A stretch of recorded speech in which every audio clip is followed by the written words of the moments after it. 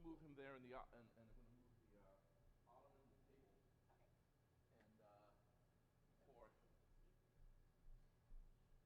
easy. good, but Um, also, I mean, for the thing, if you have it working, wheeling it over or something so that it's there. yeah. I mean, Okay. And then this screen. so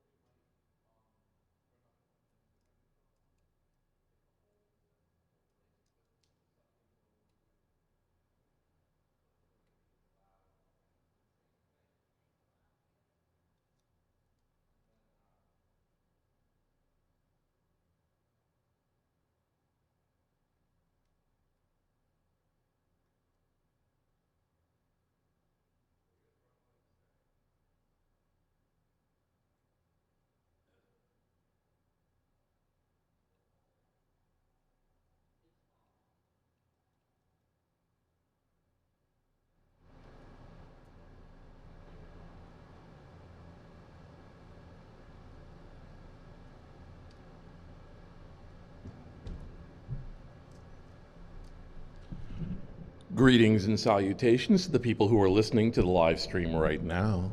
We're setting up here in the beautiful, wonderful, great room of the Internet Archive. I'm Jason Scott. I'll be your co-host along with Michelle, and we will be coming up with all sorts of fun acts, events, guests, and entertainment.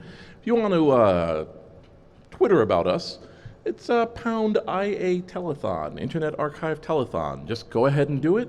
We'll acknowledge your love. And of course, remember, this is the best time to donate to the archive during the event. Can't wait to hear from you.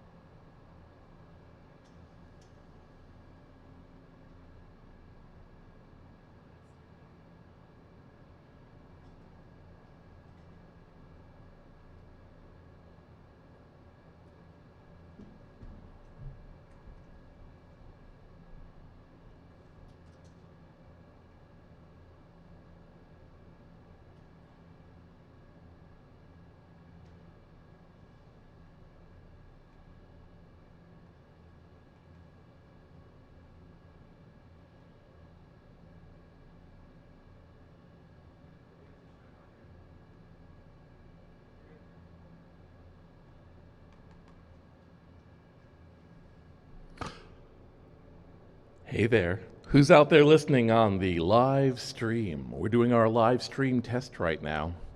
It's Jason Scott, Michelle Kay. We're doing all this sort of wonderful guests, acts, events, and wonder at the Internet Archive Telethon, which begins at 12 noon PST. That's Pacific Standard Time. That means we live on the West Coast here. So in just under an hour, really. If you're listening out there, use our hashtag, which is pound IA Telethon, Internet Archive Telethon. I promise it'll be memorable.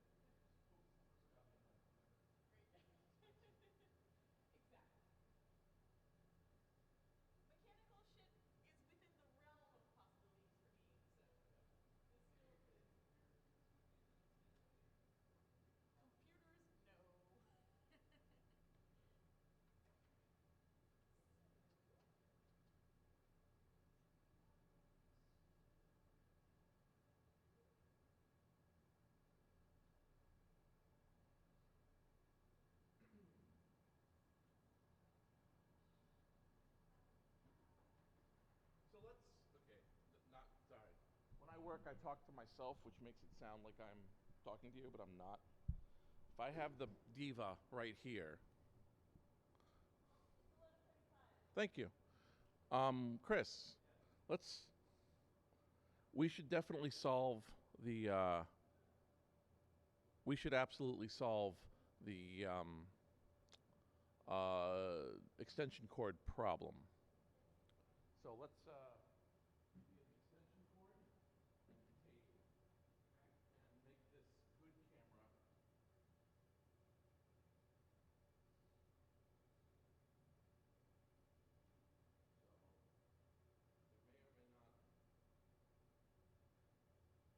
Okay, there is one. And we should definitely unplug that camera, tape it up.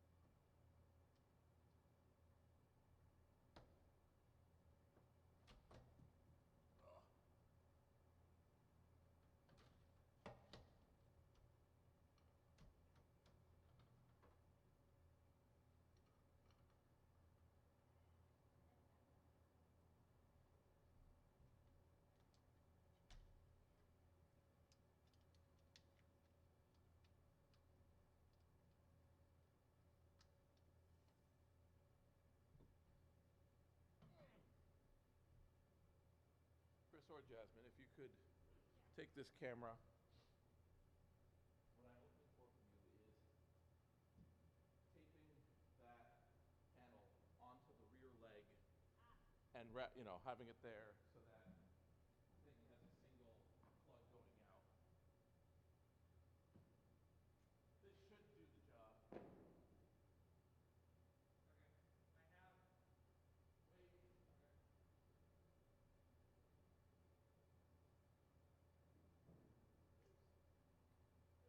Okay.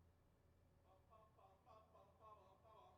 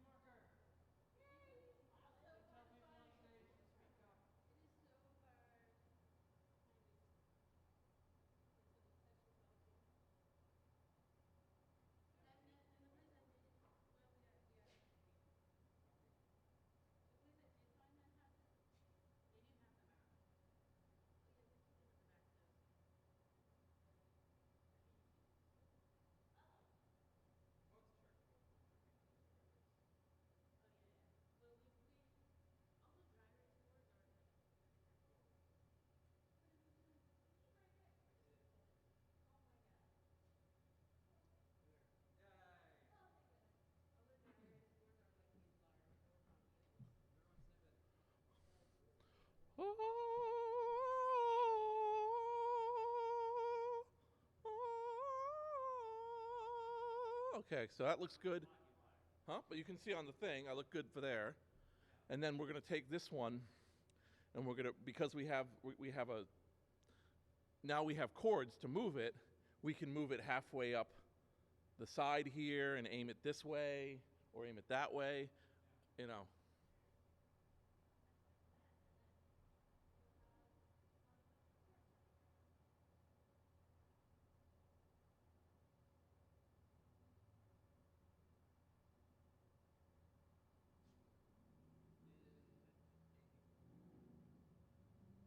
Who else is showing up to crew? Don't know yet. Michelle is going to be on stage. 11:45. What? 11:45. 11:45. Our diva should be arriving anytime now. 11:45 Baldwin. Jason, dude, Yes. when you have a moment, I want you to sign in for me on this issue. What? When you have a moment, will you sign into the event page with the tickets so we can see each other backstage? I can hold it downstairs. You're not concerned with that at all. No, I just so you know. But, okay. Oh, sure. Thank you. Oh, we'll be more than happy to suck you into this ridiculous thing. Of course, if you guys get to a point that you feel great, jump right back in. Jump right the fuck back in. That counts. That would be good. We finish packing for tomorrow. Okay.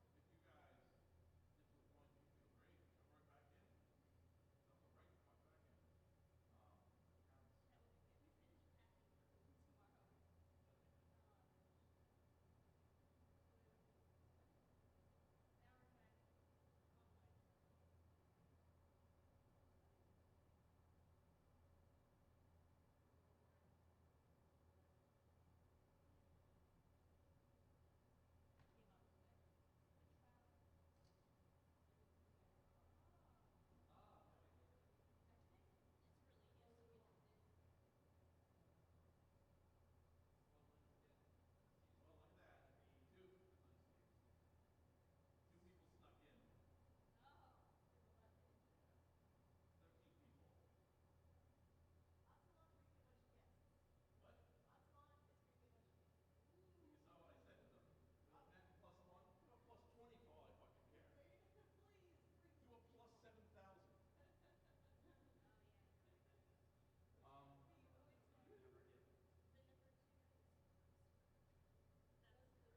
Hey, oh wait, so you Never get. The number 2 is that was the number Oh, 1. good. I didn't leave here. Testing. That is Oh yeah. Oh, that is clear as day. Thursday. that is pretty. I like that that's your first note. That's always the one I have to use the most. Speak slower. Christopher, I planted this now. This looks fantastic. Thank you, Betty. It's not fair to name them on air. Jason does a lot of speaking, but he does speak fast, but he enunciates very well. Here, go stand. Could you stand in front of the one on the left?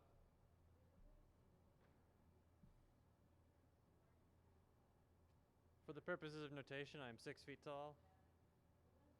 Yeah. Well, I was trying to find something where really communicates Good. Yeah, exactly. Yeah, see, so that's, I think that's a good, that's Yeah, it was a little too close. so that's the point. The point is, You're really helpful. Thank you. Alright, so Just how I naturally am. get back to play. You didn't do the lighting. Thank you. No, well, you said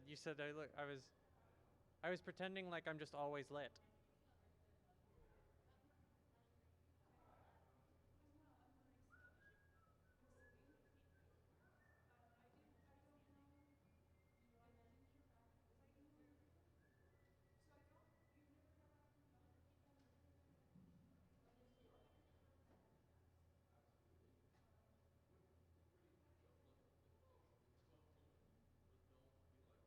wreck.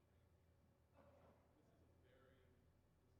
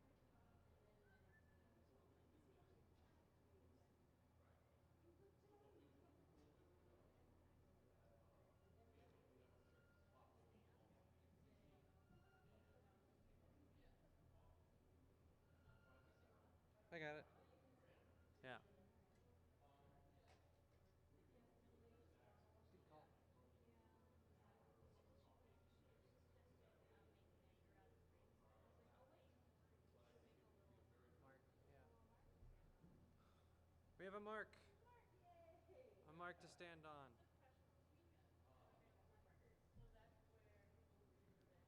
For, yeah, if you want to be dead center.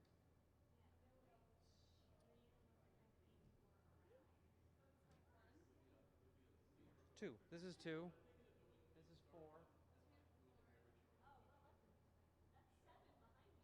Oh wait, those can't be marked correctly. Hey Jason, are these mics numbered to the mixer? Yes. Okay, cause it's okay. We got two, and we got four. Yeah, where's 1 and 3? Oh, okay.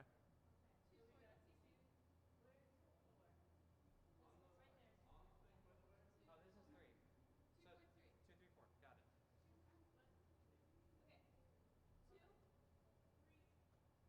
There we go.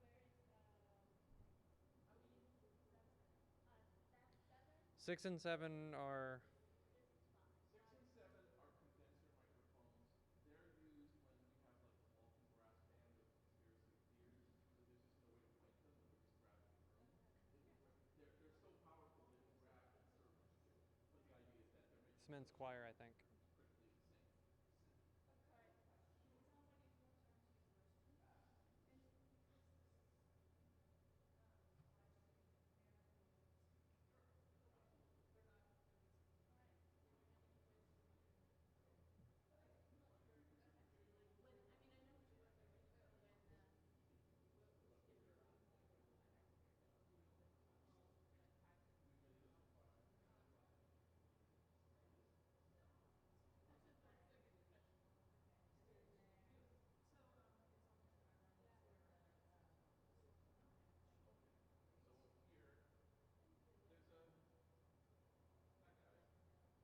critically sync.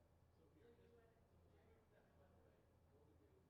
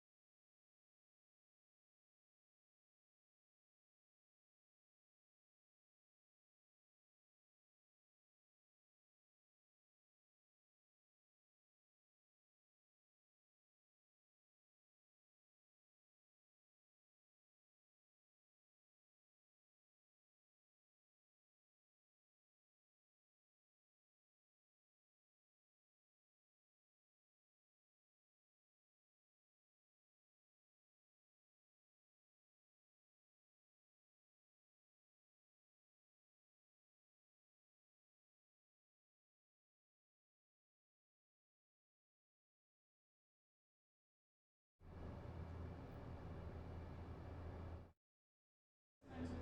we do is we turn off.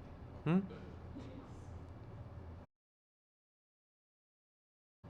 So just close the media machine down. Sorry, just close its lid. Yeah. Just close its lid, put her machine on it, and then. Is the audio set to What? well, we have video and then the audio set to it. Does she have the audio? Jeremy had to have her and Jeremy. The audio is not separate on the media machine. It's going through the HDMI. You see right here? Right here where it says media.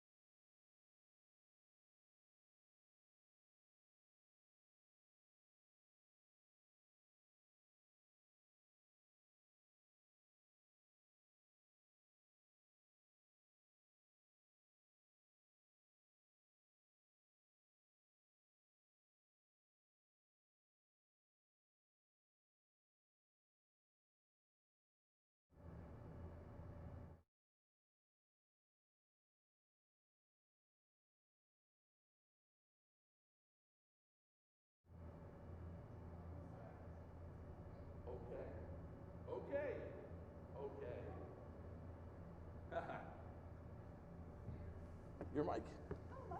Your mic. My mic. What's your mic say on it? Your mic says? Number 4. Number 4. Pot up number 4, please. Pot up number 4, please. Mic number 4. Wonderful. Here we are. Excellent. And on the on the machine, are we seeing both of our faces in the program window?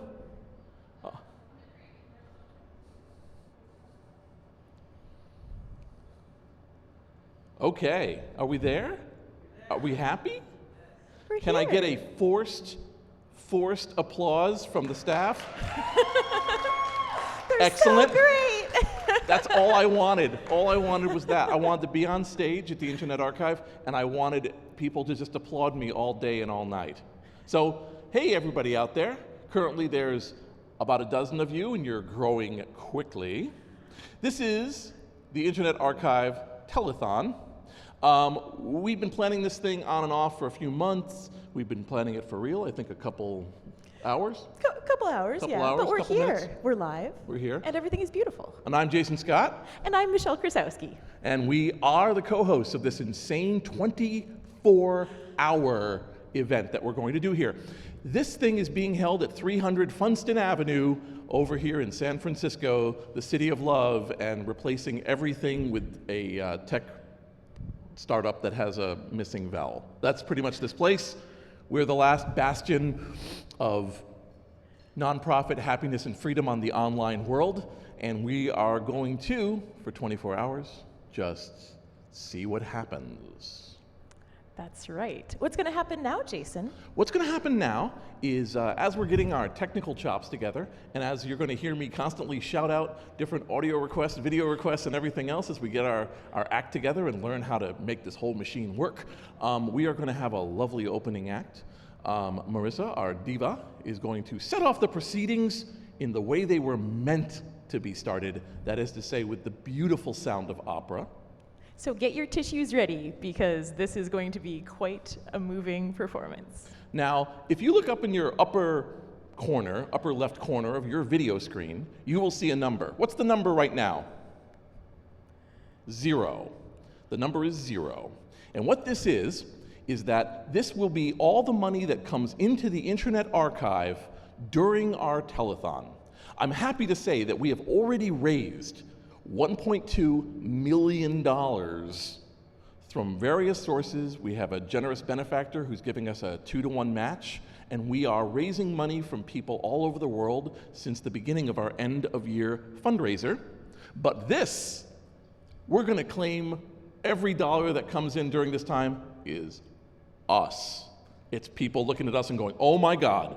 So that number will constantly be up and updating and giving you information. And if there's people who want to send us messages, please use the #IA Telethon, IA Telethon, Internet Archive Telethon hashtag. Our staff will see it, and we will let you know and let us know what people have to say about the work we're doing and what we're about. We love to hear from you, so please do keep in contact with us to keep us company virtually during this entire 24-hour period. You don't have to stay with us for the entire 24 hours, but if anybody does, you'll be heroes. They will. We should give them a special prize. I haven't figured out what that special prize will be. Maybe flowers at their hospital stay. Flowers from the Internet Archive. Can't believe you saw it. So, hey, let's get one more applause from the staff. That's how I also know they're hearing me. Pot down, Michelle. Prepare for Marissa. Here she comes.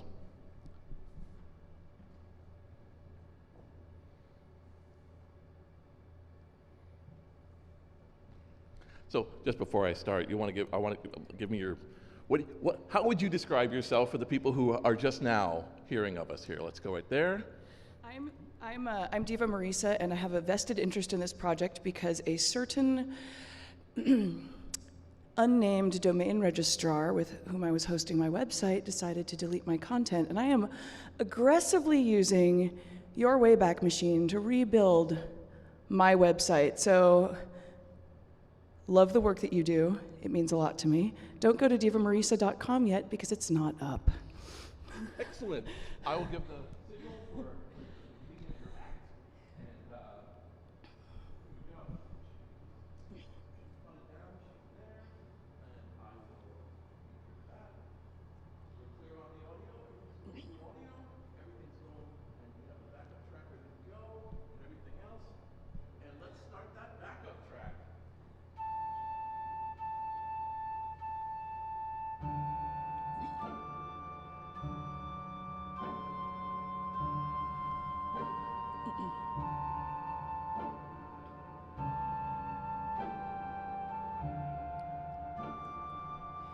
Il dolce suono mi colpire sua voce.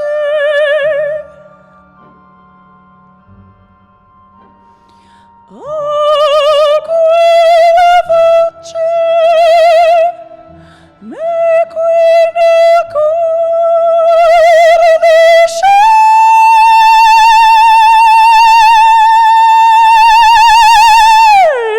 disceso.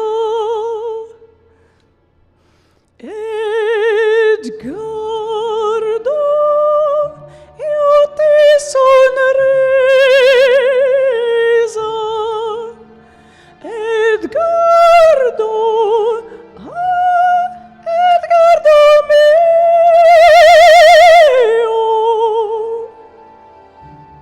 Se ti sonriso fuggi passando tuoi nemici nemici.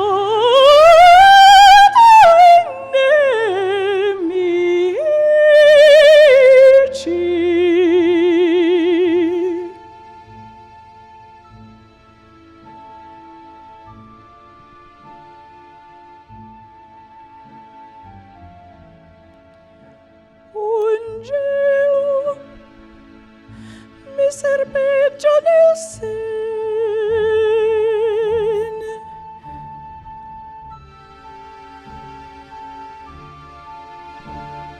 Trema ogni fibra, volci del me, preso dal vento, meco sede alquanto.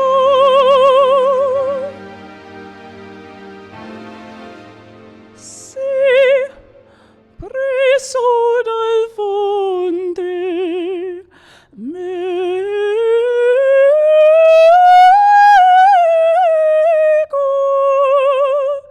da siri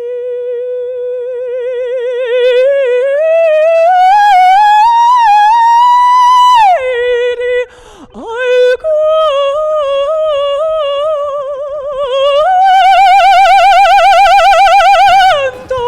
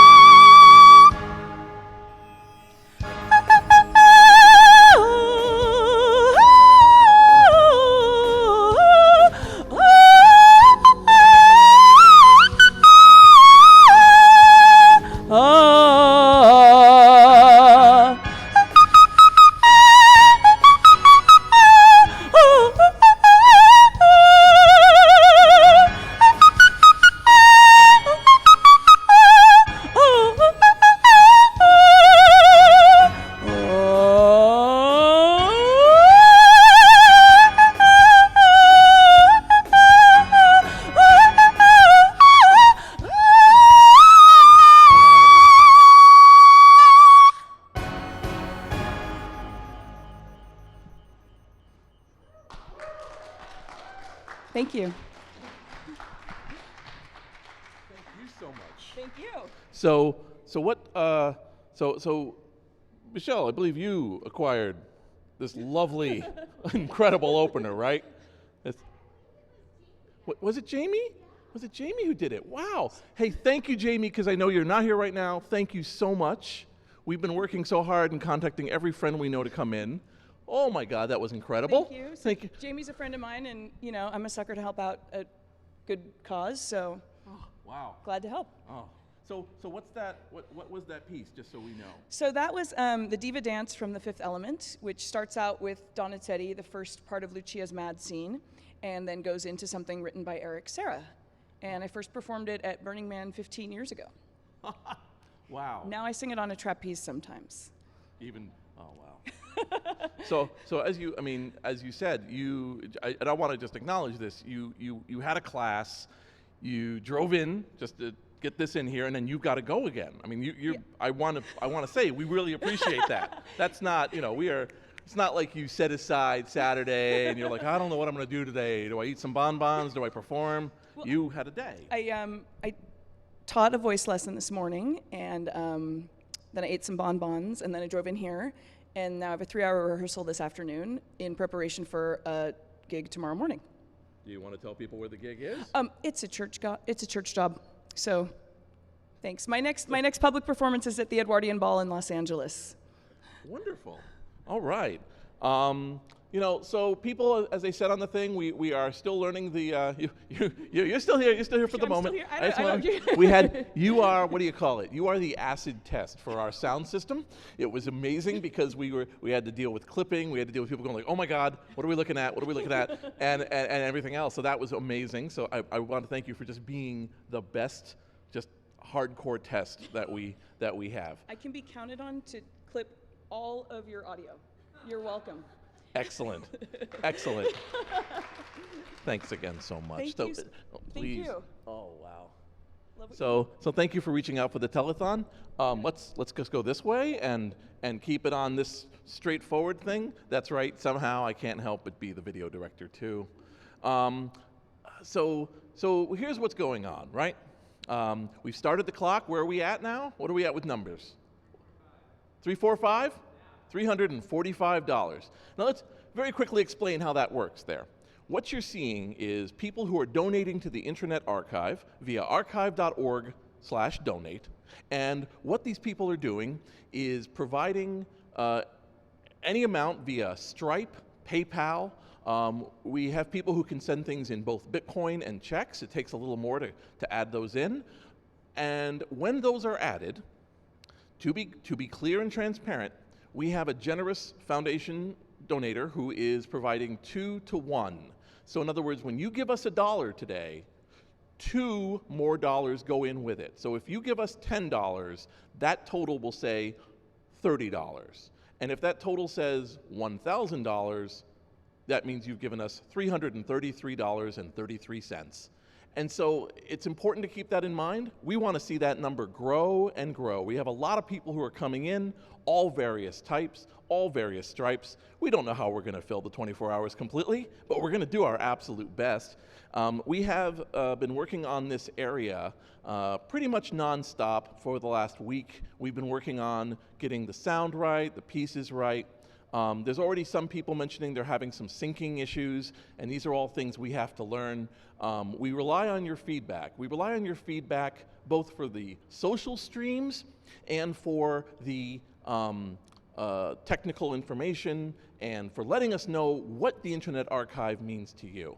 I want to put out a very, very special thank you to Support Class, who are providing us with the on-screen graphics technology, along with audio-visual assistance as we started to set this up, finding out that this did this, this did that.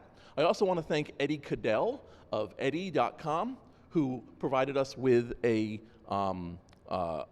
streaming set that's just top quality, along with nice cameras and microphones. And then Jeff Kaplan, who's one of our employees, came in and did the audio mix that you're hearing, which ideally is going to be rather flexible and capable of doing a whole variety of items and objects and dealing with some of the interesting sound scapes that we're going to create.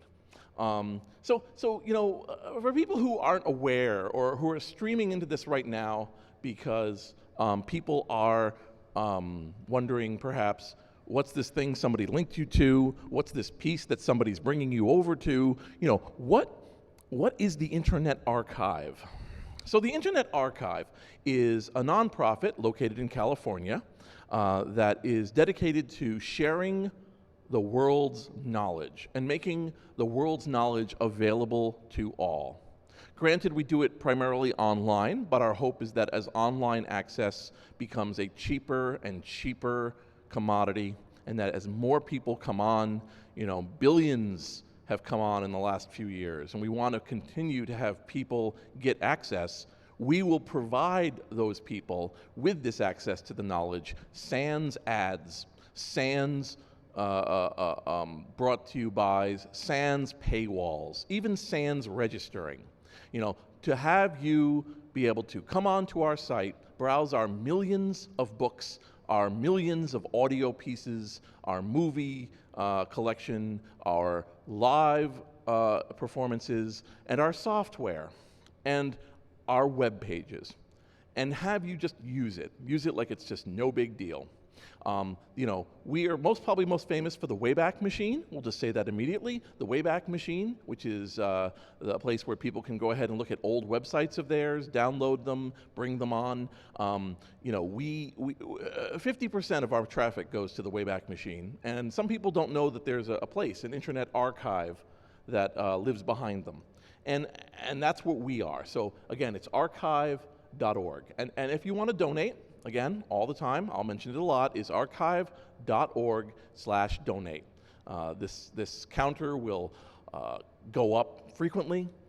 We will end up letting you know about particularly large donations. Please alert us that they've gone by so we can see them on our stream of keeping track of donations. And as we work out the bugs, now here's the thing to keep in mind, right? Which is we have a large amount of weird, one-of-a-kind equipment that we've raised up, and when things go on for a little while, we'll show you some of what we've been working on behind the scenes to make this all happen. And it's all first-time tested, right? We've done a lot of rough tests over the week. We've tried to do this or that. I have people who have mentioned things like the white balancing. I'll tell you, the white balancing is going to be a little weird, and you'll have to see why the white balancing is so weird, along with, you know, occasional sound clipping or strangeness or desyncing. And we'll redo the stream and fix things up as we go, as we try to figure out, you know, what's going on here, what's going on there. If you're finding it vaguely disturbing to see my voice not synchronizing, close your eyes and dream of the most beautiful man you can. And then that's also going to work for me.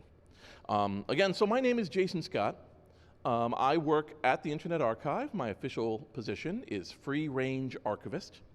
And what that means is that I travel around talking to people and providing them with ways to get their data onto the archive without them having to deal with things like understanding certain kinds of metadata pairs or upload speeds or procedures. You know, if a place has, you know, 1,000 recordings that they've digitized and they want it to be available to everyone to play, I'll be the one who helps them get it on there. And over the course of the last 4 years that I've been working for the archive, you know, we've had some pretty solid, some pretty cool collections come up, including the Over the Edge collection, which is over 3,500 hours of radio performances by members of Negativland and the head of it, Don Joyce, who has passed away this year.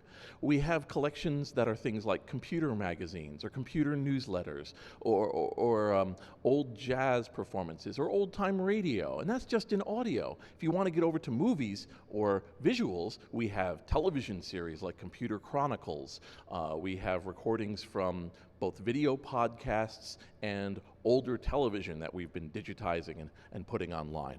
That's nothing to say of the software collection, which I'm also in charge of. And the software collection has this very interesting idea, which is let's make it so that software executes in the browser. That means that right now you could go to archive.org on a modern browser, a Firefox, a Chrome, an IE Edge, and you'll be able to go to our collection, click on a button, and suddenly be playing or running the software in your browser with just one click.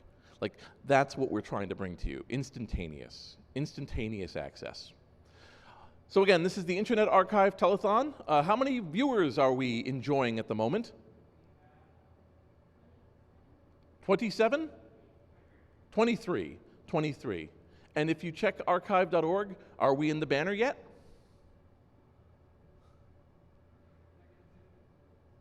I trust you. This is, once again, this is Chris from support class. We have it? Okay, so, yes, excellent. So what that means, could you click on it and make sure it goes to us? I would love to know that. Does it go to us? It goes to us. What this means is that right now the Internet Archive, archive.org, has a banner on top. And that banner is sending people here as fast as it can. And that crowd is going to be very confused at what's going on right now. So as a result, I'll be kind of announcing on and off where we're going with this and what we're up to, and some of it may be repeated for your edification. We will also probably run one or two pre-made documentaries or films or shows or commercials as we go on. Coming up throughout the thing will be various guests and acts like Marissa who've generously come down to the Internet Archive building to provide us with entertainment, laughs, information. We, for instance, have a group later at night called Conspiracy of Beards. They're a 30-man a cappella group that sings Leonard Cohen songs. We have John Perry Barlow and John Gilmore, co-founders of the EFF, coming in. We have Nuala Creed, who created some very special statues for us, talking about her process involved in that. And we have a variety of kind of surprises, because they're going to be surprises to us, like, surprise, this camera stopped working, or surprise, this audio feed is now clipped, or what's going on with the face, the guy's face. Is he okay? Look at him, he's looking like he's sweating. Is everything okay? That's a surprise. Hey, will Jason faint out of fear, sadness? No, probably not. Jason's pretty full of himself. But I'm just pleased that everybody, we have a whole range of people in this room. We have a whole range of people who will be coming in through here for the next day. And all of them came together to do this. And part of one of our themes is building libraries together. So when I step over here, am I seen in the other camera? How am I? Am I beautiful? Can you see me? Awesome. Hi. This is the stage of the Great Room, which is located at the Internet Archive. The Internet Archive was built in a defunct church, a Christian Science church that closed itself up a couple of decades ago. And what they did was leave it because nobody was sure what to do with it, and they didn't want to just turn it into condos again. And our founder, Brewster Kale, took this building and has reimagined it as a kind of a temple of data and a temple of history. Let's try to follow me with that, Chris. Let's go over here. So, like I said, we have a whole variety of things going on here, and we're going to be making it up as we go along. Soon I'll explain to you exactly what this ATM machine is. I will try to explain to you what the Internet Archive is. And of course, because I like making people have to test things out, Chris, how fast can you follow me as I go down here? Can you do it? Can you? What's your feelings? How are your feelings as a cameraman? What's got you? What's killing you? Let's find out. Don't disconnect it. If you disconnect it, we'll all die. It's the air supply. The camera's our air supply, buddy. Is that as far as we can go with it right now? Okay, so that's it, right? Oh, can you? Oh my goodness. Am I still here? Am I still on the air? Awesome. Let's see how far you can go. How far can I go? I can go about this far right now. Awesome. Show people a few of the statues and a little bit of me. So again, over the time that this is going on, you're going to get to see a whole variety of things going on. These are little statues. Here's the deal. We don't have stock options. We're a nonprofit. So instead, after 4 years of employment, they build a little statue of you. They try to capture your spirit, they try to capture what interests you, and then they make a little tiny effigy of you. Am I here? Yes, I am. And so are people who have both been with us and are with us, aren't with us anymore, but have all contributed to making this place what it is over its nearly 20-year history. And part of the reason why the color balance is weird, because I know some people will be mentioning the color balance, is because these windows, if you can show them the windows. So these windows are nothing but yellow stained glass. And let me tell you, yellow stained glass is not what you usually get on a television performance. If this was a quote-unquote full-on $500,000 budget performance, I'm sure we would have hired people to cover these beautiful windows and then put up these 500-watt lights that would just go in, and we would act like it was normal for bright white light to be in here. No. We're going to go with reality. So the reality is every picture taken inside of the great room during the day tends to come out pretty yellowish. And everything you film, also yellowish. Should we be sitting there fiddling with the camera? Probably. But that was 3 days ago. Instead, what you have here is this stage. And this stage, in fact, includes a now defunct set of numbers indicating what Psalms we'll be reading from, of which we're not reading any today, sorry. And then the stage itself, which was provided for services. We have a fully working pipe organ in this place. We have a whole variety of old references to architecture and pieces. Can you get up to the Great Dome? I'm interested to see if you can do it. Can you actually pan up to the Great Dome? Yeah, so this is the Great Dome. The Great Dome is what it looks like. It's real. It brings in sunlight into this place, again with a slight yellowish hint of color. And it was originally built as part of this church in the 20s and has survived very nicely along with everything else. So I want you to understand that this is such a weird, unusual, quirky place. Let's talk a little bit about the servers that are in this room, because over time you're going to hear lots of servers. Let's turn around.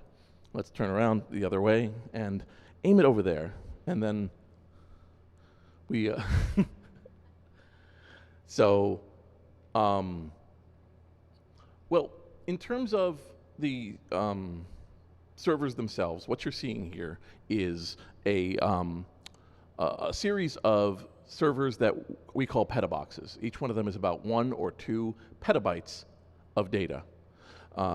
These servers have millions of people visiting them a day. Every time you see a blink, every time you see any sort of activity, that's somebody either reading something from the Internet Archive or writing it there.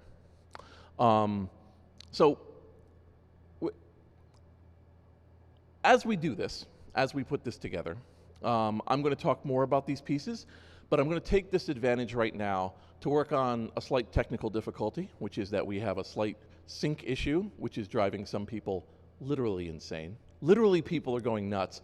Are they donating? Are we seeing an increase in the numbers? Is money coming in? What? 1351. So from the last time we talked, we've added 300. Because 3. So we've added 300 people. We have added $300 into our stream. And then we have right now a synchronization issue that people are worried about. So let me do this. We're going to switch over. Let's see, what would be the best way to do this? What I would like to know, oh, I see what you're saying, yes. What we're going to probably do is we're going to have people tell us how the stream is doing. I'm trying to figure out, this is what I really want to know. This is how it works. 1, 2, 3. Are my fingers snapping before the sound, or is the sound coming before you see my fingers snapped? 1, 2, 3. Once again, for the folks at home, you too can be involved in audio-video synchronization. 1, 2, 3. Do I click my fingers before the sound, or do you hear the sound before the fingers? fingers after sound is what people are saying? What?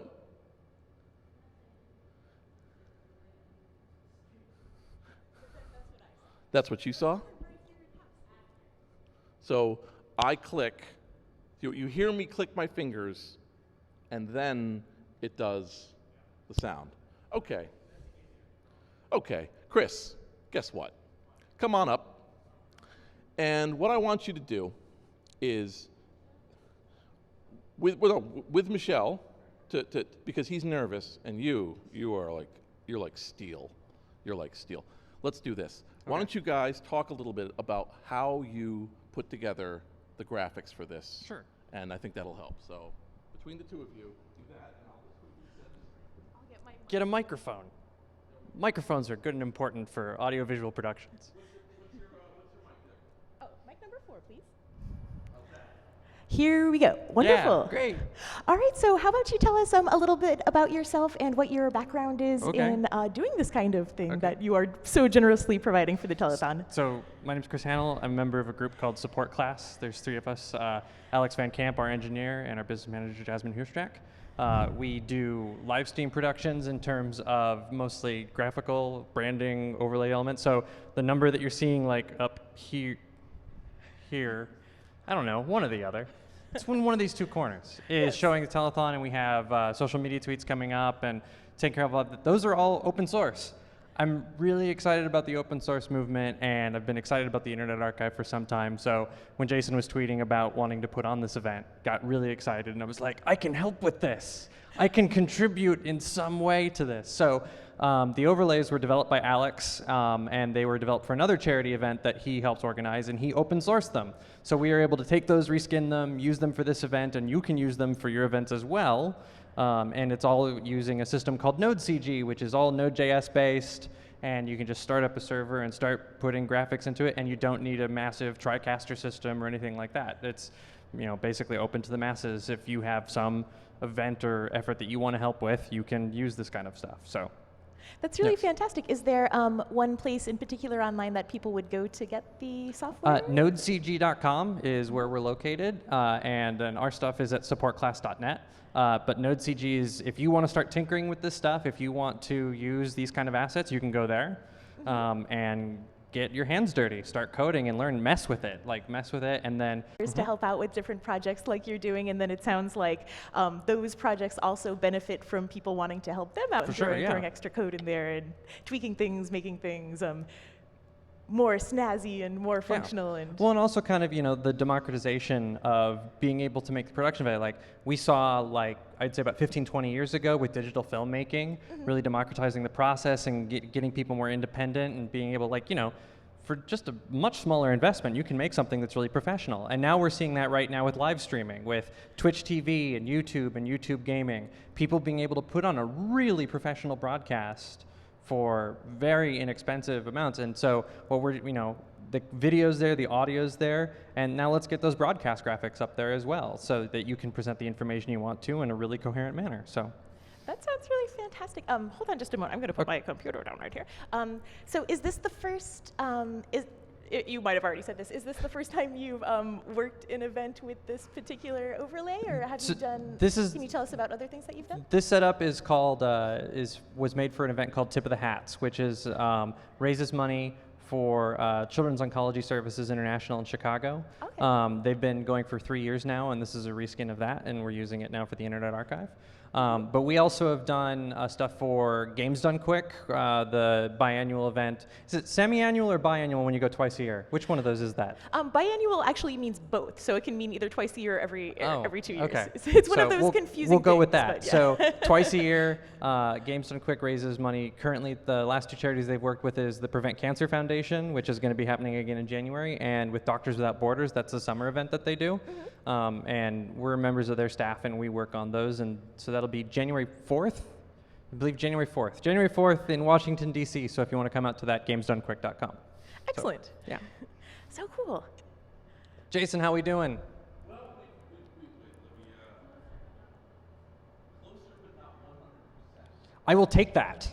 I will take that. Closer but not 100%. You think it's got that sense of putting it on and hope. We are experiencing hope and change right now. Is this actually where they step on the? Is this where they step on the film to make it look like it's old, like they do it in black and white? And we're not doing the thing. So, let me think. I'm thinking about whether or not do we go a little closer, or did we go in the other direction? You're our people. We build this together with you. Again, people who are coming in and going, what's going on with this mania? This sound is still a little early. So let's do this. I'm going to say, why don't you guys, I want to find out how you first heard of the Internet Archive. And I want to find out how you first knew about the Internet Archive, and I want to hear about your thoughts in it. And I don't just mean you out there. I mean Chris here. I want to hear it from Chris, because here's the thing about Chris talking about the Internet Archive. It's not me talking about the Internet Archive, which means I can be down there. Don't worry, we have a special camera we call the mess-up camera. The mess-up camera allows us to switch over. You want to switch over just for 1 second and wave over there, everyone? Yep, switch it. Yeah. And that's where they are. This is our crew who will be rotating in and out with various people, and they are going to help us keep track of the social media and everything else. That's what we're missing. See, I told you, we need to have the live stream running up on that box. Huh? I think so. I think that's the way to go for a little bit anyway. Yeah. That way you can just glance over and be like, oh God, oh God, oh God. And when you stand in front of it, it gets super trippy. Recursion, folks. Recursion, folks. Recursion. So I'm going to do that the next time I get a chance to, but let's go fix that audio stream. I'm going to nudge that thing up to 14,000. So let me go down and do that. Why don't you talk a little bit about the Internet Archive, Chris? You can do it. How did I get roped into on-screen talent? I didn't even submit a headshot or anything. It's so weird. The Internet Archive. How did I hear about the Internet Archive? That would seeing all the stuff that just felt gone. Yeah, I'm sure that someone has a copy, but the ability for me to just find a place to play it and just to be there and archived was a really awesome concept to me. So that's when I started following along with it. And then I saw talks that Jason gave and got even more interested in the idea of the preservation of the internet. Hi. Hi, tech support. Wow. Look at him go. He's a one-man flash mob, ladies and gentlemen. Oh my goodness. Did hearing the sound effects or soundtracks for any of those old games kind of trigger little memories in your brains, pew pew, firing synapses that... We've been talking a lot about Prince of Persia in recent days, and the Prince of Persia soundtrack, especially the opening cues and the 8-bit music, is definitely something that definitely hits that right nerve, so to speak. Oh, that's a wonderful thumbnail. Yeah. Yay! Let's turn down the audio so that we're not hearing ourselves. This is going to be very confusing. It's us in the past. I'm traveling through time on the internet. So we're still synchronizing it, folks. I'm noticing up there that it's going about. You saw what I just did, right? Why don't you do what I just did, except for instead of 2,000, let's do 4,000. Keep going. Prince of Persia soundtrack. In a survey we just did, 2 out of 3 wear this shirt. And so, oh wow, look at that. That's starting to look like an intro to a somewhat racy movie. Let me hold that. Everybody loves the microphone. All right, let's do this. Oh, I forgot. In the modern era, it'll just redo it. Yeah. So let's quickly set how's the sound? Let's find out together. I was oh, that's us live now. Wait, no, Jason's over there, not between us. I played the Nintendo game Willow a lot as a child, and there you go. The soundtrack to that was really fantastic, and the visual design. So it's. Hey. Oh, so yes. Yeah. we're still time traveling. We're talking about video game music, folks. It's really interesting that the game they bring, a movie tie-in is not the one that you would normally think is going to have the really great soundtrack, but that's actually not the first time I've heard. No, that's a really good. That's a really good selection. Or the carpets and all the castles. I was wow, that pattern design is really beautiful. On an average day, I don't know we know that there's a sort of an average at this point. I'll talk about that later, about, are we hitting more or less, or with the numbers jumping up, and I'll have to be notified by the gang about things that are happening. You'll notice I'll continue to talk at the same rate, regardless of if we're being streamed or not. Nothing stops me. This is it. This is me the next 24 hours. So, really, is that his? We've overshot. He's overshot, but that one's showing it Wow. as being interesting. Yeah. Boy, I'm glad Mr. Cell was able to My wander dad. on. Your dad, Dad Cell. This is Dad Cell. So when we're running this here, Thank you, Dad. so are we getting? I mean, you'd have to listen to it. Maybe we'll have to listen. We could also come over to the screen. Why don't you? Yeah. We're also I'm gonna run. Oh, yeah. I have 2 microphones. Okay.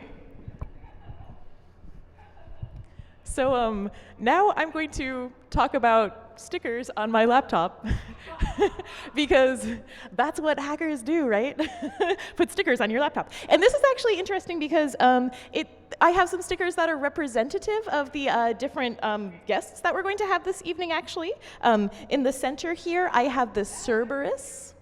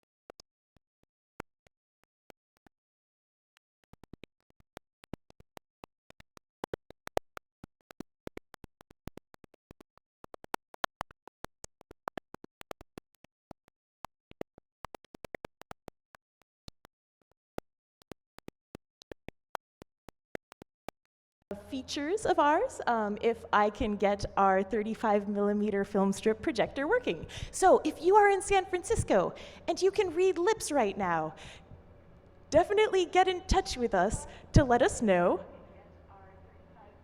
Oh, okay, so there's sound. Okay, so you can hear me now. If you have a 35mm film strip projector and you want to drop it off at the Internet Archive before midnight, I'll give you a big kiss. Fantastic. Okay, so then we can hear all about cities in space, and apparently about how people used to be excited about space travel, but then NASA came along and made it boring with science and physics and other requirements of reality and everything, because life ain't a space opera, folks. I'm sorry. Although earlier that was kind of a space opera opening that we had, right?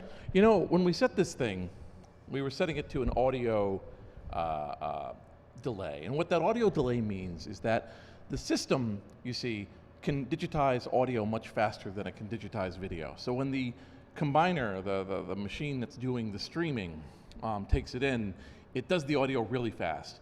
Then it looks at our video, combines it all, and then puts it out. And those two don't stay the same. So right now you're saying it's at 2,000? We're setting it at 2,000, 1,000. So part of me says, set it at 2,000, and if it sounds a little odd, we're gonna have to get it right for you next year. And I hope people, what? Because right now it doesn't, I mean, do you want to experiment with different phones, different pieces? I'm more they like it? I think we've come up, if you give children nothing but oatmeal for a month, and then you give them an apple, they won't complain about the apple all that much. I like that, starve them out. All right, well, you know, for the point of view, for how we are now and how we're doing things, I'm fine with it. If we have to replace it like one more time, we'll do that down the road. But all right, let's just concentrate on having a good time then. I think it's unfair to pull you in far. What are we pulling you in? 12 hours ahead of schedule? Oh, it's okay. I brought lots of books to read on the. I don't have to like think up everything I'm going to say in my brain. There's like words on pages and stuff like that. But oh, the producer needs me for something else. Let me just quickly check something with it's the producer. back to me, folks. You're stuck with me. It's the producer saying that I'm fired. Producer says, Jason, your it. service is no longer required. We were expecting more of you, and oh well. Okay, so let's see here.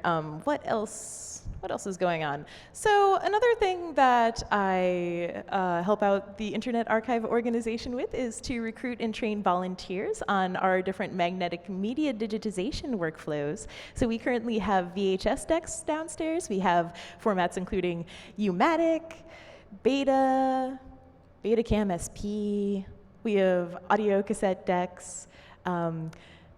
There's a few other ones that we have kind of floating around and some more that we need to add to our stockpiles, but that's really wonderful in being able to offer an affordable kind of, as we say, boutique option for people to capture the content that are on their magnetic media, which is a medium that is quickly declining in its availability of playback machines and also of its physical medium. So the binder that connects the magnetic particles to the carrier tape due to chemical changes and fluctuations in temperature and humidity can be greatly negatively affected and just flake away, and then that information is lost. And in many cases, people were able to use magnetic media carriers in order to generate content at a greatly reduced cost than what it would cost to capture on film or in the studio. Another big part of the magnetic media importance is that people were actually able to go out from television studios into their communities and capture interviews with people in different types of recordings, so that it gets more of a people's history than, say, the broadcast news media traditionally does. Because we have to think about, even though we do a wonderful job of capturing and archiving television news here at the archive, there's still a limit to what is captured because it has to go through the whole production process in even making it to whatever minute or less segment is going to show up on your nighttime news. So there's lots of really important happenings that are never even captured and presented on your television. So thank you for the public broadcasting that was able to bring more people's stories out to the rest of us. So, hey, Jason. Here's our update. So, it's not perfect. Let's go with that. That's always the first start of an engineering meeting. You go like, here's the deal. Mistakes were made. It's not perfect. It's working. Here's the deal. You get some video, you get some audio. It's pretty good. It's perhaps a little distinct. And maybe a little bit later we'll do a little more experimentation to fix it. But don't be bothered by that, folks. Be bothered by the fact that we are currently at, what's the number I'm seeing there? which I'm not seeing because my eyes are terrible. 1621. Right. That's what you want. We want that number to double. We want that number to triple. We want that number to cause the software to crash from the amount of numbers that are going in. And I'm going to tell you a little bit about what we do here to get those numbers up. So fundamentally, it's about the telethon. It's about saying what we're up to and where we're going. And over time, we'll be able to fix the occasional stream problem. It's working. We can see you can see me. That's 20% of it. You can see Michelle. That's 80% of it.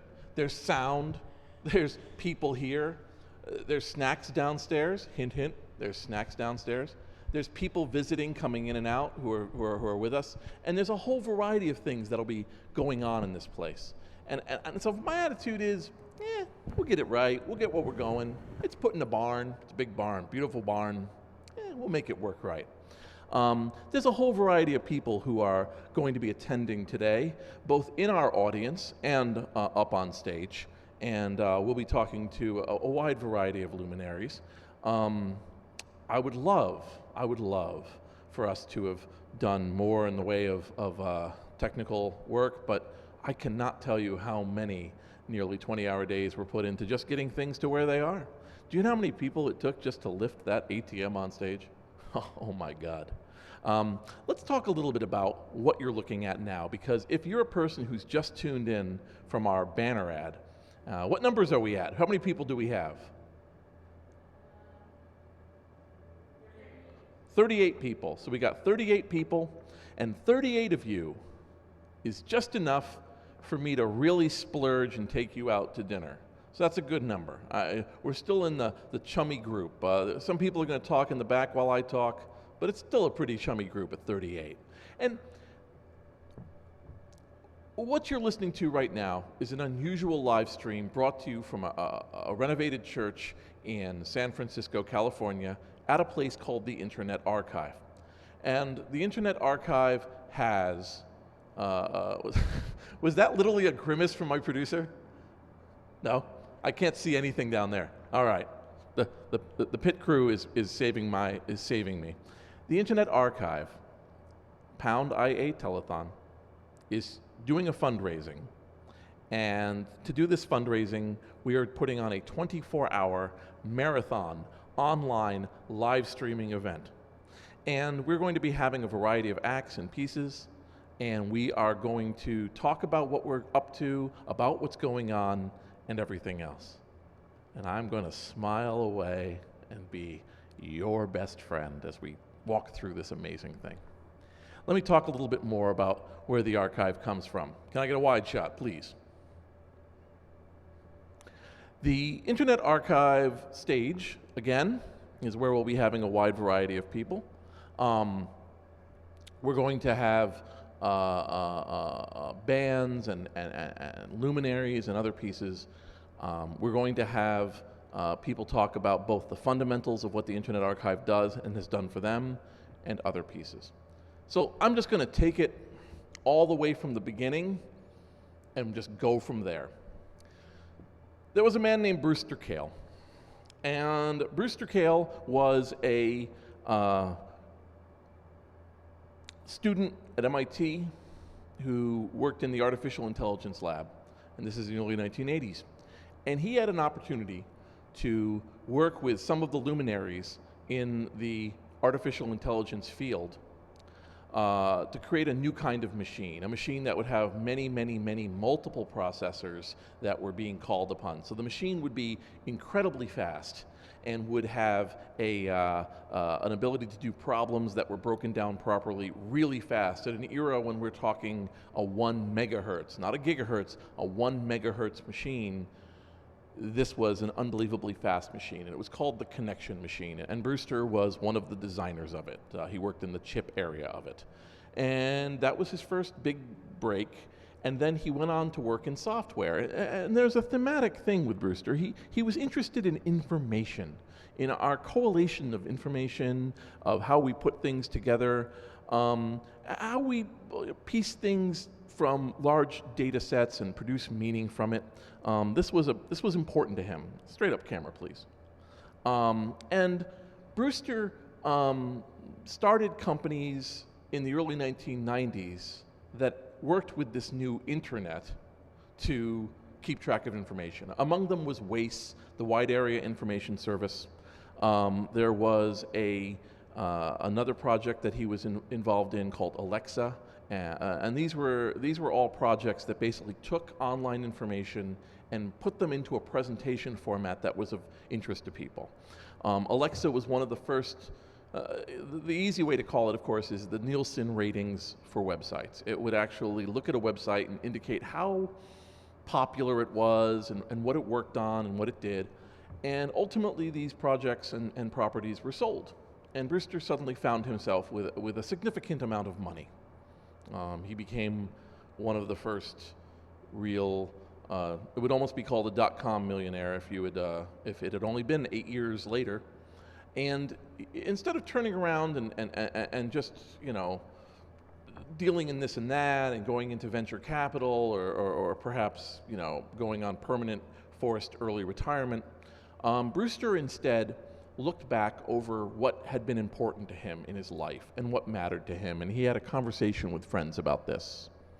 And his friends pointed out that he had always loved the idea of the Library of Alexandria. And at the Library of Alexandria, this font of knowledge is most famous for the fact that it burned down. That is to say that it was this global, incredible piece of knowledge that was lost forever, and he wanted to see it live again. So once he realized that's what he wanted in his dream, that's when he started to put together the Internet Archive. Now, part of the deal of being the quote-unquote Nielsen ratings for the web is that his company had machines that were browsing the web at a rate that was much greater than anyone else, and it was absorbing copies of the website so it could do analysis, or what it consists of, or what subject matter it was in, and so on. So unintentionally, for his statistics, he was generating a snapshot of what the Internet Archive is. From that, he realized he could turn it around. What if, instead of just constantly being able to tell you what the live web is up to, wouldn't it be neat if you could look at web pages that are no longer around? Wouldn't it be neat to see, say, yahoo.com in 1999 or 2005 or 2003 or even a year ago? And so he started to build what became known as the Wayback Machine. And the Wayback Machine has turned into one of the jewels of the internet. It's amazing, really, when you look out there, how many people know. If you say, and then we encounter this all the time, we'll say to somebody, we work for the Internet Archive, and they're like, oh, I don't quite know, is that a government institution? We're like, no, nonprofit. Oh, do you do census? Do you do, no, we're the Internet Archive. And they go, no, I don't know what you mean. And then you say, well, it's the Wayback Machine. And then they're like, oh, the Wayback Machine, of course. You say it as easily as one might say Mozilla, or Windows, or network, or cable, or Netflix. You just go, oh, the Wayback Machine, that's part of the internet. You go to the Wayback Machine when you want to see an old thing, or you want to resuscitate something that you once had. That's the magic of the Wayback Machine. And so for many years, the Wayback Machine was the Internet Archive's primary example in life. But Brewster doesn't sit. I've spent a few years with this guy. He doesn't sit. He doesn't say, well, all right, I've got a working Wayback Machine. I'll make it a little bit faster. We'll incrementally make it a little faster. Maybe we'll make it have a nice calendar view at the top so you can switch between our grabs. That's nice. He doesn't stop there, right? What he does instead is say, well, what else can we do? What things can we approach? Where are we going with this? And what we started to see was the gathering of all information, starting with books. So Brewster started to get into what was basically the book business. He started to acquire books. He came up with his collaborators a a book scanning operation, which is now just simply called Books within the company. And Books scans books and then puts them online. We scan 1,000 books a day at over several dozen centers located around the world, everywhere from Princeton to California to China. We have one in New York. We have others scattered with different libraries and institutions, and they scan books. They sit with the institution and they go through what they have and they scan it. And we don't just focus on one particular kind of book. We scan yearbooks, we scan photo books, we scan pamphlets, we scan weird, radical, revolutionary oddness, and then we put it all online. Again, 1,000 books a day. That's how we've gotten to merely around 3 million books online on the Internet Archive. I'm not kidding with you. Go to openlibrary.com, openlibrary.org, my apologies, openlibrary.org, and you can browse these books. This is the kind of service that we try to provide to you, okay? I'm going to break this just for a moment to once again remind people who are watching, if you go to archive.org/donate, you will be adding to this number here, and this number is over here, I've been told. You're not going to add to this number, you're going to add to this number, right here, right? And this number. All right. And this number is going to grow when you donate. And we're looking for anything you can spare. $25, $50, $100, $500, $1,000, $2,000. We'll talk about you if it's $2,000. And it's where we're going, like this dream that I'm talking about, it's partially funded by the citizenry of the world who like what we're doing and like what we're up to. And so, again, just to say, pound IA telethon if you want to hashtag to us, and you can also donate to our area. We take Bitcoin, we take credit cards, we take PayPal. So Brewster had a pretty good book scanning operation going, and we have started to physically store 1 copy of every book. So we've got well over, I believe, 1 million books, perhaps more. I'll get the numbers from Brewster later, stored in a facility and cataloged and kept for later as scanning approaches improve, or it turns out a book needs a more improved scan or a certain kind of scan. We keep them. We keep a copy of every book. Brewster, of course, wasn't satisfied with that. After he did books, we also started to do music. And let me tell you about music. So we have this wonderful community here, eTree and other affiliates, who have been bringing up just hours and hours and hours of the Grateful Dead, bands from places like DNA Lounge, and we're providing basically streaming music, the ability to listen to all of this music. And I mean, it's millions, right? It's millions and millions of pieces of music, and just putting them online. So again, books and music and web.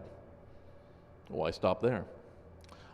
We also have movies. We also have television shows. We've got podcasts. We've got old movies that were not renewed for copyright, noirs and comedies and everything else. And we were basically putting together a sizable media library. And then where did I come in? Well, where I came in was Brewster contacted me when I was looking to work here, and we had a conversation where he said, you know, we've done it. We've done movies and musics and books and the web. I'd really love it if we looked into doing software. Could we do software? Because software is turning out to be rather historically important. And I said, yeah, oh sure. It only took 2 years, but we created a JavaScript player for software. So if you go to the Internet Archive and you look up at the top and you can see software and you click on it, you will end up on something called the Internet Arcade the Internet Software Library, the Internet Console Living Room, and these are places where you can go and play console games, you can play arcade games, and you can try to run old software for things like the MS-DOS machines, Atari 800, Apple II, in your browser without having to install anything on your own machine. So you're able to actually experience old software as if it was a movie or a piece of music or a book. It's been unbelievably successful. Let me take this time to thank whoever donated to us and made us jump to 3,345. What are we now? 3,346. Wow. Wow. Well, thank you.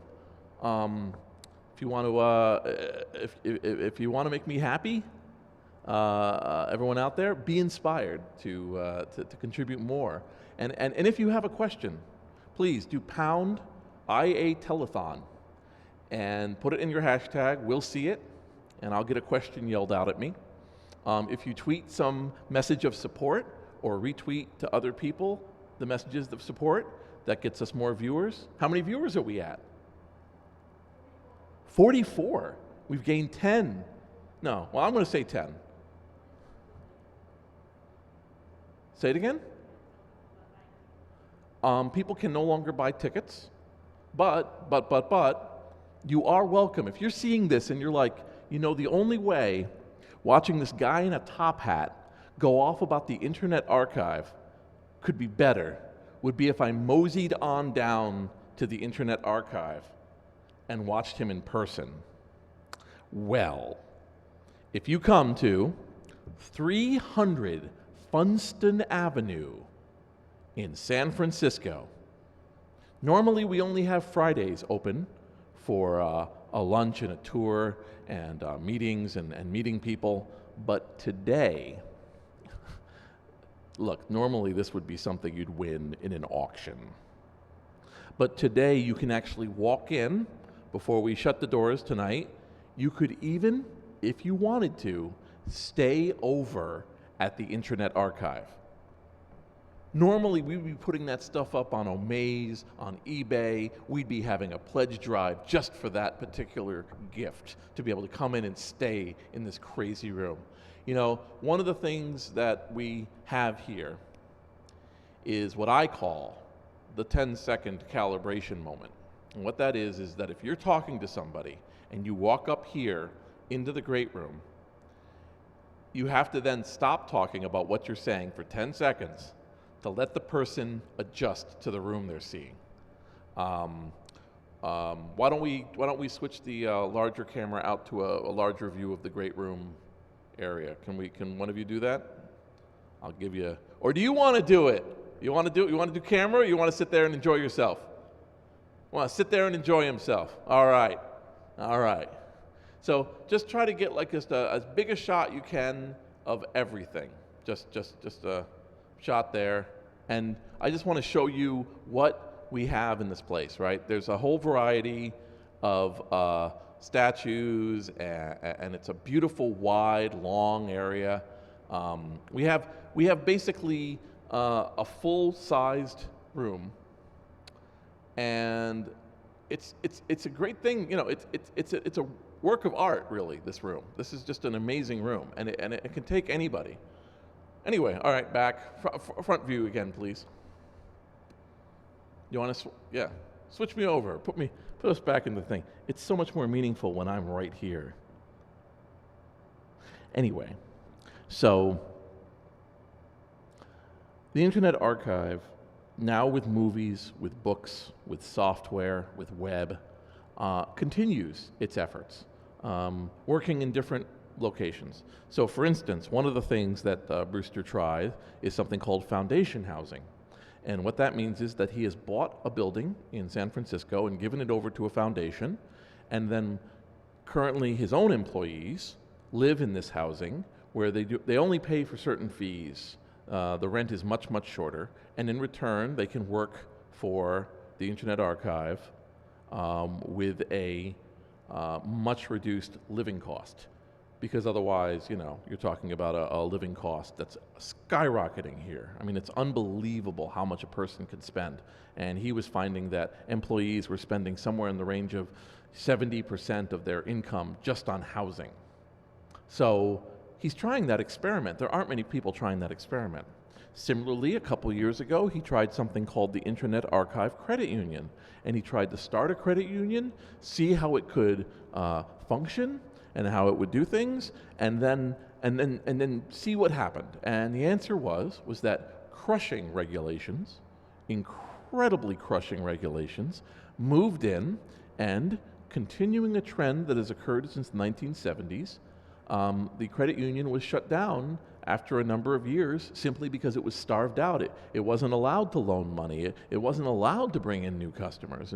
And Brewster's been bravely talking about it, writing about it, and indicating it at our blog, blog.archive.org, and you can read his various thoughts and work on what he's doing, right? So if we're over here talking about the nature of debt, we're talking about the nature of living in a high-rent area and still trying to maintain the work for a nonprofit idea. Does this sound to you like a standard nonprofit? This, to me, is part of why I love being a part of this, is that, you know, what we have here are people who are trying something new, right? They're trying to bring together a new vision for people getting, you know, information acquired and other pieces. You know, we're seeing just this amazing work, right? And the other side of that, though, is that it depends heavily on donations. It costs us about $12 million a year to operate the Internet Archive, roughly. That's everything. That's the building, that's the heat, that's the salaries for the people, that's the servers, that's to keep the power to the servers, that's replacing the hard drives, that's buying new hard drives. We increased our size this year from 20 petabytes of information to 26 petabytes. 26 petabytes. 26 petabytes is 26,000 terabytes, which is 260,000 gigabytes. And this is all for 12 million. Now, you might look at something like 12 million, that sounds like a big number, but I assure you it's not. If you look into how much different organizations run and how much they cost and what they bring in, it's not that bad. And the bargain, the fact that you have a top 250 website running for $12 million, all inclusive, is incredible. And one of the nice effects of that, of course, is that we don't need to raise as much to pay for the year. We just need, when you put something in with us, you're not just putting in like a little drop in the bucket, a penny in the fountain out front to thank us for what we're doing. You're making a huge, huge difference. When you bring us a few $1,000s, you're bringing a significant chunk of change. We notice that. When we notice a donation, the message goes out, hey, somebody just donated this money to us. Hey, this group just contributed to us. Whoa, we got this grant. Wow, we got this partner who's going to work with us and give us this. We notice that, right? And part of why this telethon exists is so that people are aware of the human beings that are behind this thing. So that's kind of like where we're working with this. Now, again, some of you may be like, well, so what's the schedule here? Well, let me tell you. Here's what we're doing. Up in a little while, we're going to have Craig Baldwin. He's scheduled to appear next. Now, Craig Baldwin is a filmmaker, public speaker, copyright activist who made a movie called Sonic Outlaws. And Sonic Outlaws is a film about groups like Plunderphonics or Negativland who created a variety of kind of high sample collage, cut and paste pieces, right? These new transformative works, one might say, in the fair use community. And it's about how the universe has kind of shifted slightly to bring that. Now, I'm going to talk a little here. I'm going to punctuate it with calls for donation. What are we at now? 4,021. Nice. You know, people, here's a number for you, right? Here's a number for you. Again, this is a 2-to-1, but if we want to get the attention, people know about us, right? People know about us, and they use our internet site, and we have a banner up, and we ask them to donate, and money comes in. Right now, on an average day, we will get a total of $30,000. Right now, at this point in time, this point in the holiday season, when people are donating, it's about $30,000 a day. Now, everything we do above $30,000 means we're pushing the needle. It means that people who are listening to the telethon got people to contribute to us, to bring us more followers, more appreciation, more understanding of what we're up to. And I've put a lot of time into this project because I believed that they are out there. I believe the people who would contribute and be part of it are out there. So what you give moves the needle. So let's just keep that in mind, okay? So I'm just going to talk a little bit about something called Content ID, and here's why. This is an interesting experiment all around. Okay, so right now we're streaming through YouTube. Why are we streaming through YouTube? Well, there's a variety of different streaming services out there. Some of them have particularly expensive costs. Some of them are hard to use. Some of them require long-term contracts. Some of them are required, like for instance, if you have a television station or if you have a company that constantly streams out new things, you pay money on a contractual basis. But YouTube allows you to kind of just do it, especially if you're a trusted account, which I have us on. But over the years, there's been concerns and negotiations and issues, and YouTube, of course, has made various deals over the years with the various rights holders and content companies and everything else. And so what we have now in this modern era is something called Content ID. What this means is that this stream, which you are listening to right now, is being fed through an incredibly powerful set of machines. And they're not mining Bitcoin. They're not finding a cure for cancer. They're most certainly not improving the lives of the underprivileged or the needful or those who want to learn. Its entire purpose is to compare every millisecond of what I'm saying to you now against a library of millions of songs from the past 70 years and let us know if we are playing those songs. And it is powerful. Let me tell you about how I found out it was so powerful. I ran a test stream earlier this week, in which we just aimed it at servers, let the servers blink and do everything else, and then we just let it run, and I just played some random music, and it let me know on my account that I had played 37 pieces of music that were randomly owned somewhere.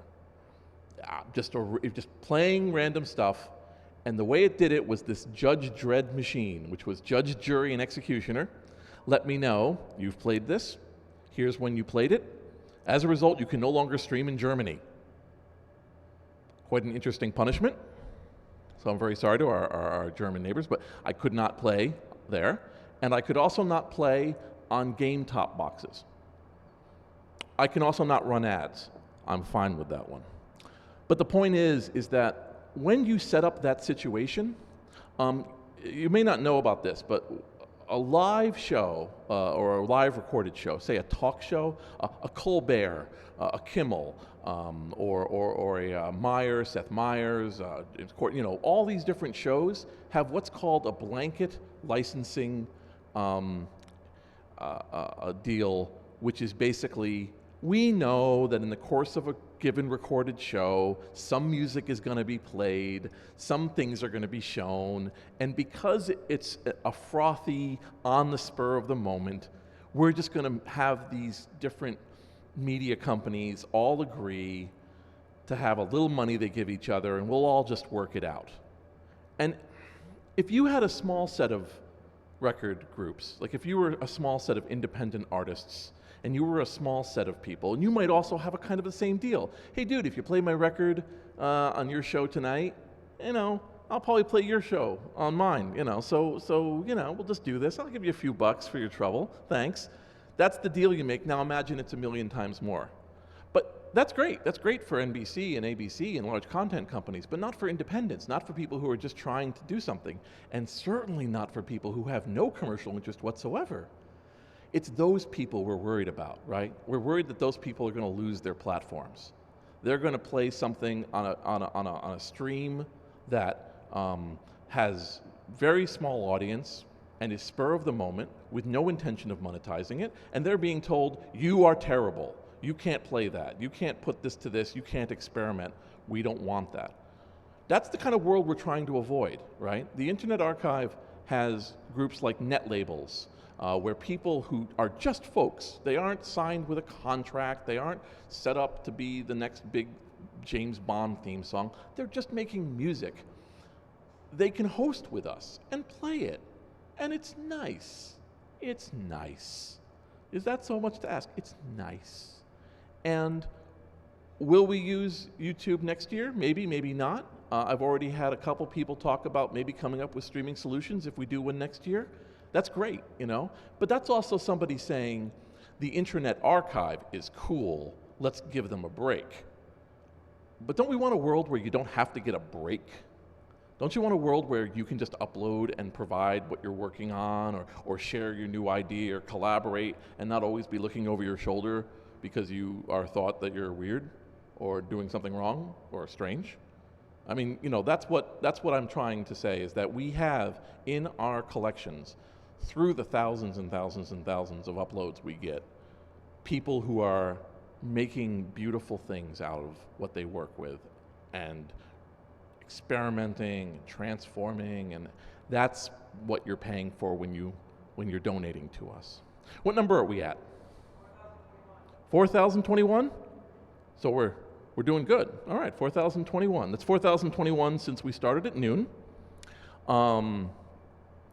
Let's see. Well, I'm just going to ask my friend here. Do you want to come on in a bit, or you want to do it? Okay. Could we have this camera over here aim towards the couch, please? And can we have? Is this 4 potted up? Yes, 4 is potted up. Excellent. So, can we get a wide shot? Let's do this. Let's cross the streams, because you're never supposed to do that. All right. Come on down. Let's see how are we looking? Is the condenser mic in the way? Pop, pop, pop. Or it's just two happy people? Okay. So this guy, here, let's do this. Here, let's give you mine. They all work. Okay. Let's do that. How are we doing? We're doing good? Okay. So on the right is some dude in a top hat. On the left here is Brewster Kale, the founder of the Internet Archive. Can I have a little, yeah. Yes. So I'll just embarrass him by saying I really appreciate the trust in this little experiment, because this was just me saying, you know what? I'm going to try this. Let's see what happens. We haven't seen a telethon in a really, really long time. The idea of a telethon for a nonprofit internet organization, I think, is just fabulous to support. So go, go, go. Excellent. So we're still experimenting with the audio. Like we had some desync issues, and people were wondering why the color balance is off, and so I had to explain that, well, you're in a church with yellow windows, that you can't really do much about color balance. And of course, people are like fascinated at like the largeness of the room, and this is I walked through the history of the archive and kind of how we got to this spot of ending up in a building like this. And I'm just impressed with the audaciousness. Like you don't you don't call it a day on anything. I mean, is there something internal that drives you that way? I know okay, there was no pre-interview, so everything I'm hitting him with, he's hearing for the first second, but I feel like there has to be, if not an end goal, a thematic approach to how you're doing things that you would say, oh boy, huge building, 26 petabytes, and not just go, oh, thank you, and just relax. You seem to be... No, completely driven forward. So the Internet Archive really is pretty simple. It's universal access to all knowledge. Right. And growing up, I felt like I got that benefit. Walking into a library, there's just that sort of just this infiniteness of it. When I went to a college, when I was interviewing at colleges, I really liked Alice in Wonderland. So I went to MIT's card catalog and just looked up Alice in Wonderland, and it was just the card catalog. It was inches and inches and inches just about Alice in Wonderland. It was like, I am home. It was just like, this is where I want to be. So I feel like I got access to that. And whatever it was 20, 30 years ago, we convinced people to use the internet as their library. Look, you can go and talk to your screen and it will answer your questions. And people did. They said, okay, sure, all right, I'll trust that. And we've completely not followed through. That there's a little bit on everything on the net. Right? There's a Wikipedia page for everything. God bless Wikipedia. Google is stunning at being able to pull answers out of nowhere, which is really pretty great. But we still got a problem. It's not there. Okay. Right. So for me, it's you get up out of bed in the morning and go and say, we're going to bring up the next generation on whatever it is they have access to. And whatever they have access to is going to be online. That's what definition of. And if we don't have the best we have to offer within reach of everybody, we're going to get the generation we deserve. They're going to learn from whatever. Right. And it's going to be corporate crap and Wikipedia. And that's not good enough. So that's why I spring out of bed every morning. I mean, and it's really fun. Yeah, I mean, you seem to be on the hunt for new but I mean, it's even more than that, right? Because it's not just, are you like actually, I had a conversation with someone, one of my appearances recently, and she was talking to me about her concern about the digital divide. And she was like, I'm not 100% behind what you guys do because you have to be online to do it. And what about the people who aren't? And I said, well, my theory, and I think your theory is, they're probably eventually going to get online. Like eventually companies have to keep lowering the bar to get online. Like they have to they want to keep growing their audiences. So they will create $1 cell phones. They will create, $5 computers that can do the web. And when they get here, we'll be ready for them. Like that's the idea. That's the thinking. I think people are going to look back. If we screw this up, they're going to look back, and the digital divide is the good old days.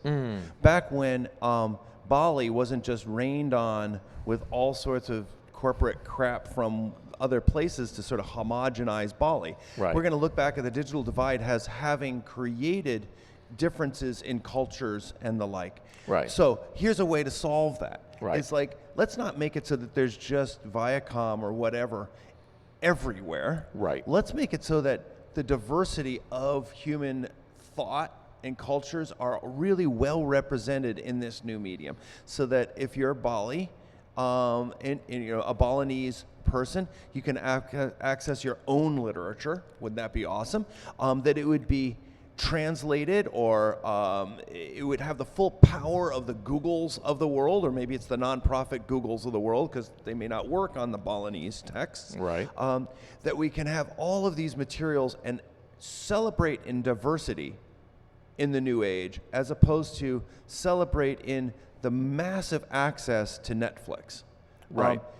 I think we need to get beyond a few big players and have it be the democratizing thing that we dreamed the internet to be. And so maybe a little retro, and some people may even say we're a lost cause. But I don't think so. Not when you're the 250th most popular website, growing really well. A lot of support, which is pretty fun. We live for the thank yous. Right. We live for the, gosh, I really needed this to happen, or those love notes that come in saying thank you for like not losing my website like my ISP or my college did.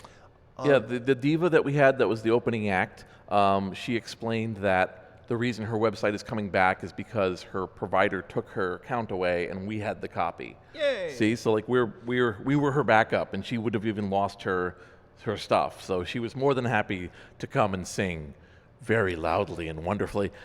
And yeah, I mean, the biggest thing to me is that the Wayback Machine has been such a killer product that sometimes people don't even know that we do anything else. And I mean, on one level, that's great. Like, there's the historical aspect and the keeping the memory. But there's also like, oh no, why stop with there? Let's be a repository of knowledge of all Stripe, modern and future looking. When I So let me riff on the Wayback Machine. a okay, little bit. do it. Here's a something that actually has been a aha for me recently. When we started the Internet Archive and crawling the web, we thought machines were going to save us. We thought that the robots were what was really needed to go and crawl the World Wide Web and make it, it's going to be robots. And it turns out that they're not good enough. They're not smart enough. Our robots certainly aren't smart enough to figure out what should be gathered, when, and how deep, and how should it be preserved. And so we've done this thing called Archive It, which has been this enormous success. It's a subscription-based service for libraries to go and give the Internet Archive money, which is awesome, but what's great about it is librarians work to go and figure out what websites should be collected at what frequency, and then they check up on us and say, did you do it? And we have 1,000 librarians now going and building the collection that you think of as maybe just the Wayback Machine. It's actually made up of about 6,000 collections, thematic collections that were derived for different reasons to go and build a comprehensive-ish collection that is the Wayback Machine. Right. So that is something we're doing even more of this coming year, is emphasizing having people take control and responsibility to make sure the parts of the web are done really well. And that actually has been, this thing isn't just a bunch of servers in a room. It's a lot of people, and it's not just the people that work here, it's thousands of people just on the web collections that are going and building that. And we need it to not be thousands, need it to be tens of thousands, hundreds of thousands. And that's some of our challenges, and actually what it is, the funding that comes in to the Internet Archive through things like this. They get to develop the R&D structures for what comes next. And then Right. what comes next sometimes is paid for by libraries, museums, archives that have a funding stream, but they don't know how to invest in R&D. And so we take the risk. And how do we take the risk? Well, it's bonzos like us that work here, but there's also people that contribute money, time, effort, code, data, to go and figure out what's the right thing to do next. So a lot of the monies that come in through like the end of year donations go into the R&D area. It's not the rank and file sort of day-to-day stuff that actually we've been able to find mechanisms to get libraries to pay us to turn pages or to collect web pages. It's the what should be done next, and the other is how do we make sure that we never lose what it is we've got. Mm-hmm. So that's what the value of some of these actions, like your telethon, are really helping the Internet Archive. So I want to say out to people here again, this is the founder of the Internet Archive, Brewster, and we are taking your donations at archive.org/donate. We take payments through credit card and Bitcoin and PayPal, and we acknowledge you. We have a real-time updating ticker showing things increasing. We're looking for whatever you can spare and whatever you can bring in, and this will be used for the right things, for the Internet Archive that you use, the Wayback Machine you use, the archive machines, that all of those access to those music and those movies, and that's important. So a little more about the philosophy. You've grown in pieces from here through to this very large building. I mean, you started out with like a kind of an experimental, smaller area, and then built more. What's an example of something people didn't think was feasible that it just now we do it every day here? I think actually collecting the web. When we started collecting the web in 1996, we got two different reactions mostly. One was you can't do it, right? It's impossible to do. The other is why would you possibly bother? And so those are the two major critiques. One was the web is too big or too distributed, and the web wasn't designed to be archived, and you can't actually archive the web. And the other was it's just full of trash, and nobody cares about it anyway, and really the good stuff is in paper, and this is sort of like recording what people wrote on for their lists for going to the grocery store. I mean, it's just crud. You wouldn't want to do it. And I think we've proven them both wrong. Right. It is actually impossible to do, but we're doing everything we can to surmount the impossibility. And the impossibility of collecting the web is now in the form of Ajax and JavaScript and server-based things and DRM and paywalls and closed gardens and Facebooks and Twitters and YouTubes that never want to be crawled. And so all of these things are impossible. So it's true, it's actually impossible. Right. But we're making some pretty good progress. And I think the thing that has proven that we're maybe onto something is that between 600,000 and 800,000 people a day use the Wayback Machine. The Wayback Machine has now got 450 billion things in it. Pages, GIFs, JPEGs, CSS, whatever, Flash. 450 billion. We collect 1 billion every week, and it's useful to people. That database gets queried between 2,000 and 3,000 times a second.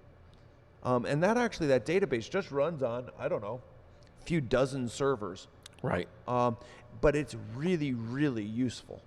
Yeah, one of the weird themes that I'm discovering in life is that we are building these incredibly powerful machines, and if you aim just a few of them towards good, a lot of good is done.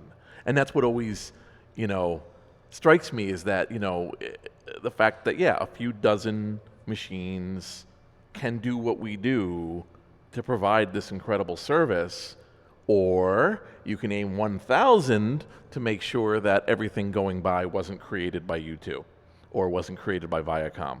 Yes. Or that you can put it, in so that it guarantees that it tracks every single click from every single person on your site. And those are huge problems and need scientists that they pull away from rocket science and medical research to make work because they're so tough. But just providing people the information that they crave without any blocks. Yep. Sometimes not as hard. Billing systems just cost more than it costs to actually do the stuff. So giving everything away means that we're able to give access to people that we've never seen. And in fact, people ask, well, why are people using it? How are they using the Internet Archive? And we said, well, we don't actually know that much about it. Some of it on purpose, some of it because we haven't quite gotten to it. But some of it on purpose is we don't keep IP addresses. Right. That's one of the, that to me, that's the thing. You've heard me say that on some of our events. I'm like, try to find another top 250 website that, as a general rule, doesn't keep any real IP addresses, doesn't log their people as individuals and make them trackable. Like, we don't, we will deal with the usual, like this or that security or this or that, but our rule, right, as opposed to the other places, which is, oh no, we log everything unless there's an outage and then we miss it. Right? It's the opposite. It's like, oh yeah, there's some stuff that because of a screw up, we didn't know every single thing our people did. And then we're like, except for where we were doing a test here, running this thing here, checking on this. Yeah, we don't really have that. And people will be like, so how many, we can't tell you like the gender breakdown. Yep. We can't tell you how many of them bought a box of Pampers, and then we can, and most importantly, we can't tell you which political books they read and then what comments they wrote. Right. Like, we don't know that.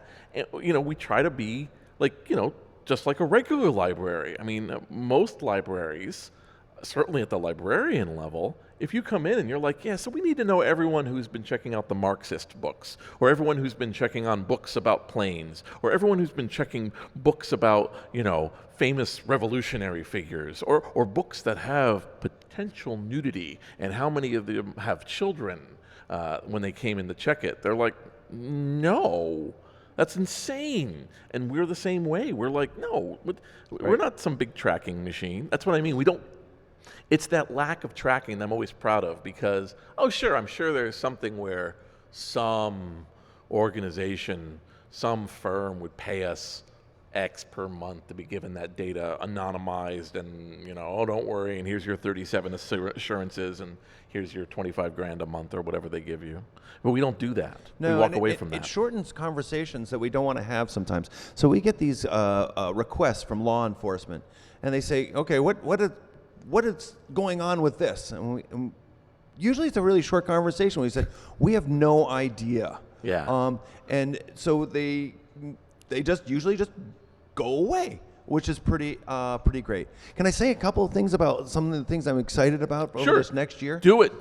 So this is how I hear about it. Yeah. Well, so this next year, some of the things that we'd like to do even more of. We digitize about 1,000 books every day in libraries, about 30 libraries in 8 countries. It is a fantastic thing that's going on. Almost all of these are pre-1923 books, so they can be publicly downloaded for free in bulk.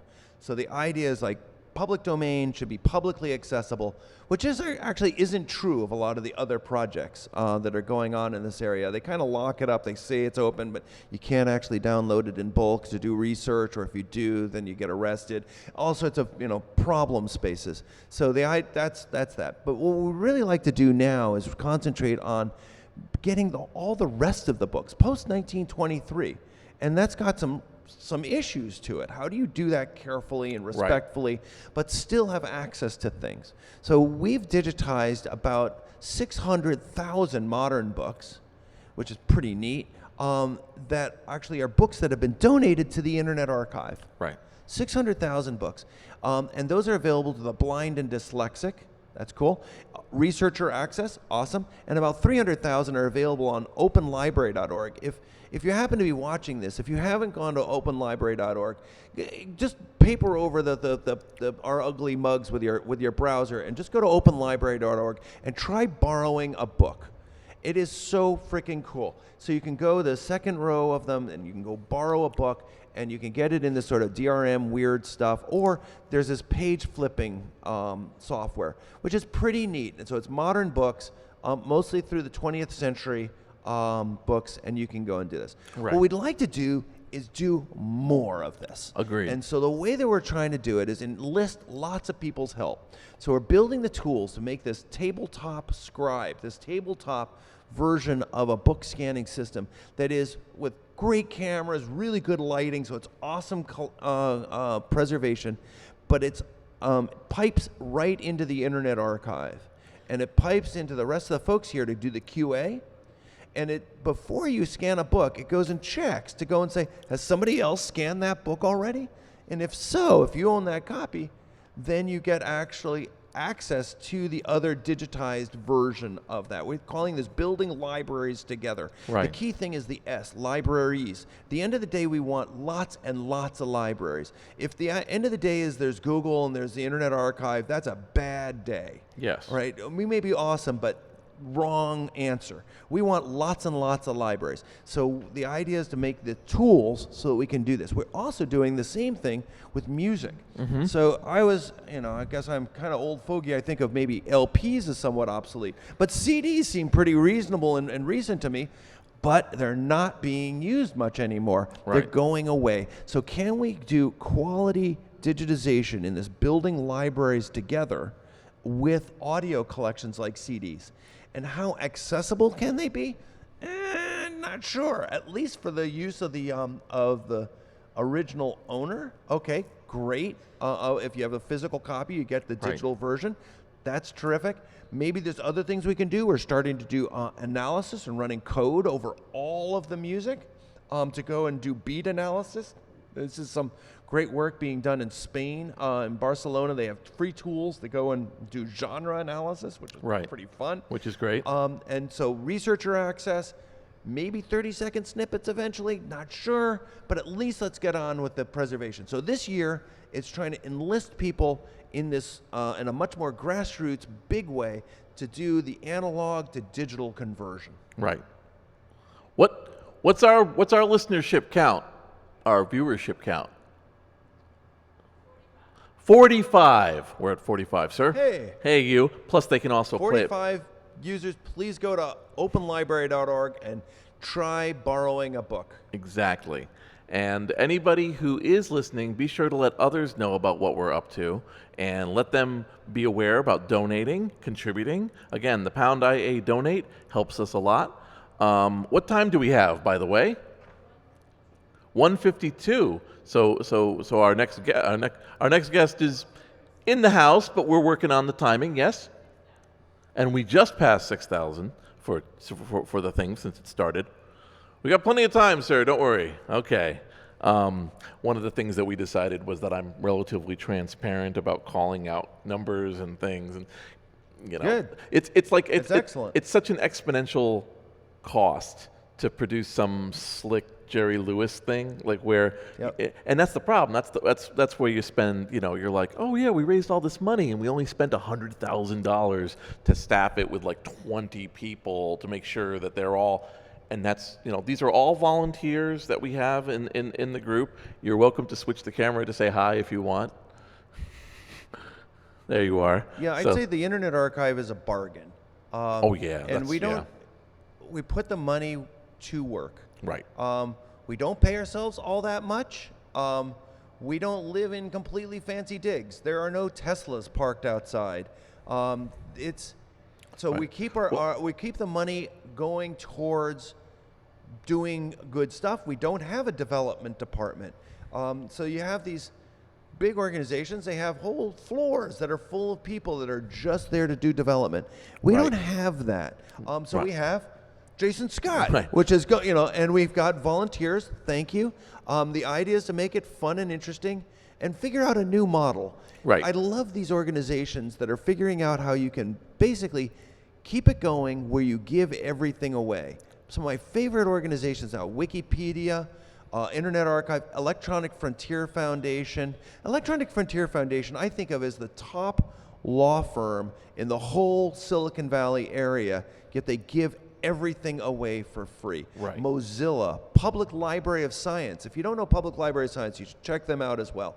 They are trying to, they are more than trying, they are now replacing the journal system of academic journals with a free model, free access model.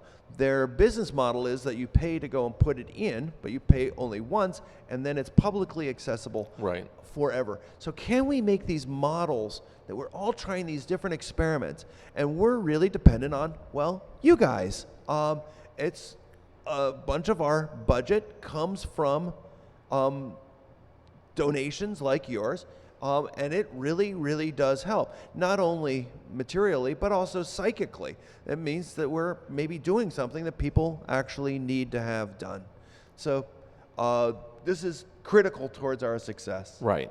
I mean, one of the things that always comes out when you look at a certain percentage of charitable groups or nonprofits, this is not endemic. Let me be 100% clear. Not endemic, not overly, not the average, but there have been many notable cases of really good organizations that do some good work, but will have an 80% administrative cost, or a 70%, or even a 50%. We don't do that.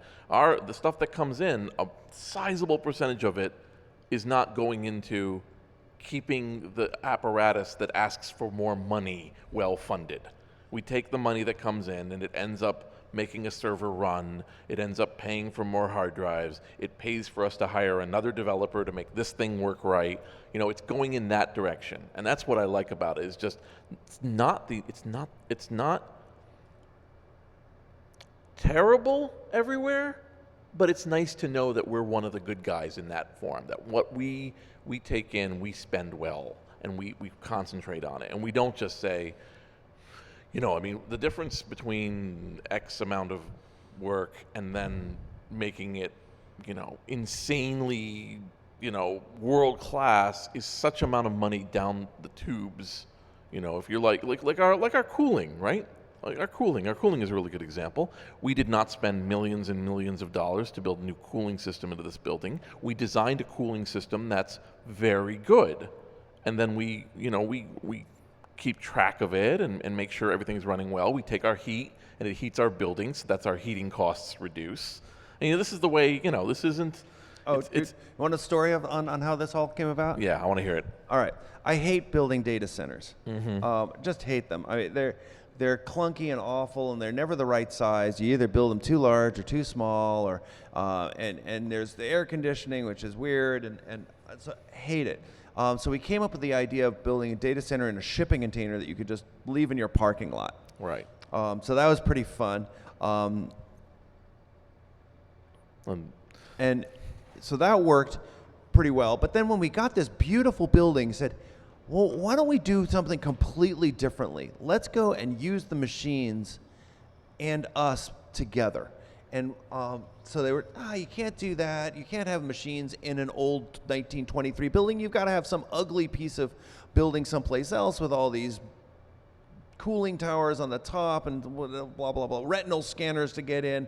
So that's not the way of a library. Right. Let's try something different. So we actually put our servers in a room, and we put it in the room such that the back of the machines would go into the furnace, which we could keep the gas turned off and redistribute the heat through the building. So not only would we not pay for air conditioning, or we didn't pay for a weirdo building someplace else, we're using our own building. Right. And we're using the energy twice, one to run the servers and the other then to heat us. And it's worked great. Then we got this quiet sound enough, and we were able to put the machines actually in the great room. Yeah. And I've been designing supercomputers my whole career. And one thing I love about them, this generation machine, which is designed by C.R. Sakely, is the lights actually mean something. Every time a light blinks, is somebody uploading something or downloading something from the Internet Archive. Right. We get between 2 and 3 million users every day, and every person is a light blink. So Right. it's kind of like having books and going into a library. I think of it this way: going into the library and having the books glow when anybody in the world is reading that book. And you can sort of see the books that are being accessed and how they're being accessed. It's sort of it's like that the Star Wars Episode 2, and they had this unbelievable Jedi library, Right. and they had glowing books. But their books, they didn't change how much they glowed. This is a glowing library that's an active, real library used by millions. Right. So I think our solution there is not only cheap, it's green, Right. but probably best of all, it's beautiful. I look at these pictures of these data centers of the Facebooks, of the Googles, and they're sort of cavernous and dark and sort of ominous. It looks like where Darth Vader lives. Right. And technology reflects us. It reflects the people that build it. Let's build beautiful things. Let's build things that we want to be around. Let's make machines and the library be something that we want to protect. People come into this room and they look at the servers and say, there's nothing preventing somebody from going up and hitting with a hammer. I said, you're absolutely right. It's there to be beautiful and loved and cared for. We do have backup copies in other places. Right. So we're not being cavalier here. But the idea is to make it so that people understand what this stuff is. It's not a mystery of sort of, it's all being sucked into some other place. No, we can tell you where it is. I can point at the movie that you uploaded, or that text, or that whatever it is. We can actually show you the machine, the hard drive that has that material that's keeping it safe for generations. Right. Excellent. I see that our gang is working hard on the. How are you doing, gang? What? Everything's fine. Fine. Okay, MPG. Us? Oh man! Awesome. How often do you get to hang out on the couch with the boss and just shoot it? You know, come on, that's great. We're now at 6,139 so far. Not bad. Yeah, I want to see that thing skyrocket. I assume people are waking up now on the East Coast and have just discovered something's happening. It's a beautiful Saturday morning. We will be having Mr. Baldwin on soon. We'll talk about him soon. We are transparent and we are forthright about the technical process of what we're doing. So you'll hear us talk about it a little bit as we set up for the next various guests. Again, this is Brewster Kale. He is the founder of the Internet Archive, and he is one of the many fine people who make it happen. It's not really like you run the whole show and then one or two people come in to make sure that all the plants are watered. We have a pretty sizable, diverse group. Yep. Honestly, we're pretty... No, the Internet Archive is a beehive, and yeah. we try to make it easy for people to come in, work with the Internet Archive, and then go off, do other things, come back. The idea is to make it so that whatever you do is recognized. We try to make it so that people's actions and work here are preserved, so that, you know, it's probably the shortest time between doing something and having thousands of people see it that of any workplace. And so that's some of the, I think, the reason why people like to either work for the archive, volunteer, play around, upload stuff. It's at least transparent. It really is the way that it looks. Yeah, unfortunately, Silicon Valley has innovated to the point now that they don't even talk about the product anymore. They literally talk about which companies will have $1 billion market cap. Like that's actually like the dream. They're like, we're dreaming of $1 billion market cap, and the way we did it was we claimed we made the best pies, or that we renovated how public services work, or we did your laundry for you. Like, we'll make $1 billion is the goal, the fundamental caked in measure of success or not. And I don't mean like we'll make $1 billion like hand wavy. Like literally, they now call them unicorns, and they are $1 billion, and that's the goal. And it's so nice that we have a couple organizations, a handful, on the online sphere. I mean, obviously we have other spheres, but in the online sphere, we have, right now, we happen to be lucky that the Internet Archive, the EFF, and Wikimedia are all with headquarters in this area as well, just to keep a check on things. And I have actually tried to talk to developers to help us to act. It's not meant to go in the church theme, but kind of like a way to assuage guilt. Like if you're working all day, making it that we can tell which of your clients are pregnant, how about spend a little time at night and help us get our scanning a little better?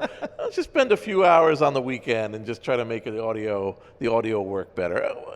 Wouldn't that be nice? And then you wouldn't feel so bad on Monday morning when you went back in again and they're yelling at you because we didn't hit market. Yeah. The Bay Area is interesting because it's got the real contrasts of the get rich quick, and it's not necessarily all evil, right? People are just trying to figure out how to pay their rent, which has gone nuts. But then there's the people that are interested in doing something else with their lives, and a lot of them work within nonprofit organizations like ours that are trying to do something that'll last longer than just make it get rich quick. Maybe you sell out before your company goes completely brazooey or get merged into some other mega whatever, and all that's left of that 5 years of your life is a few pages in the Wayback Machine. Right. So sometimes there's mechanisms of showing permanence, that we were here on Earth and we had something to offer. Yep. And it's through these organizations that have actually lasted a long time. I asked Mitch Kapor, who started Lotus, at the 20th anniversary of EFF, so this is 10 years ago now. We were standing in the back of DNA Lounge where there's this party going on, and so I asked Mitch Kapor, have you been involved with anything that's lasted 20 years? And he said, my marriage, I hope.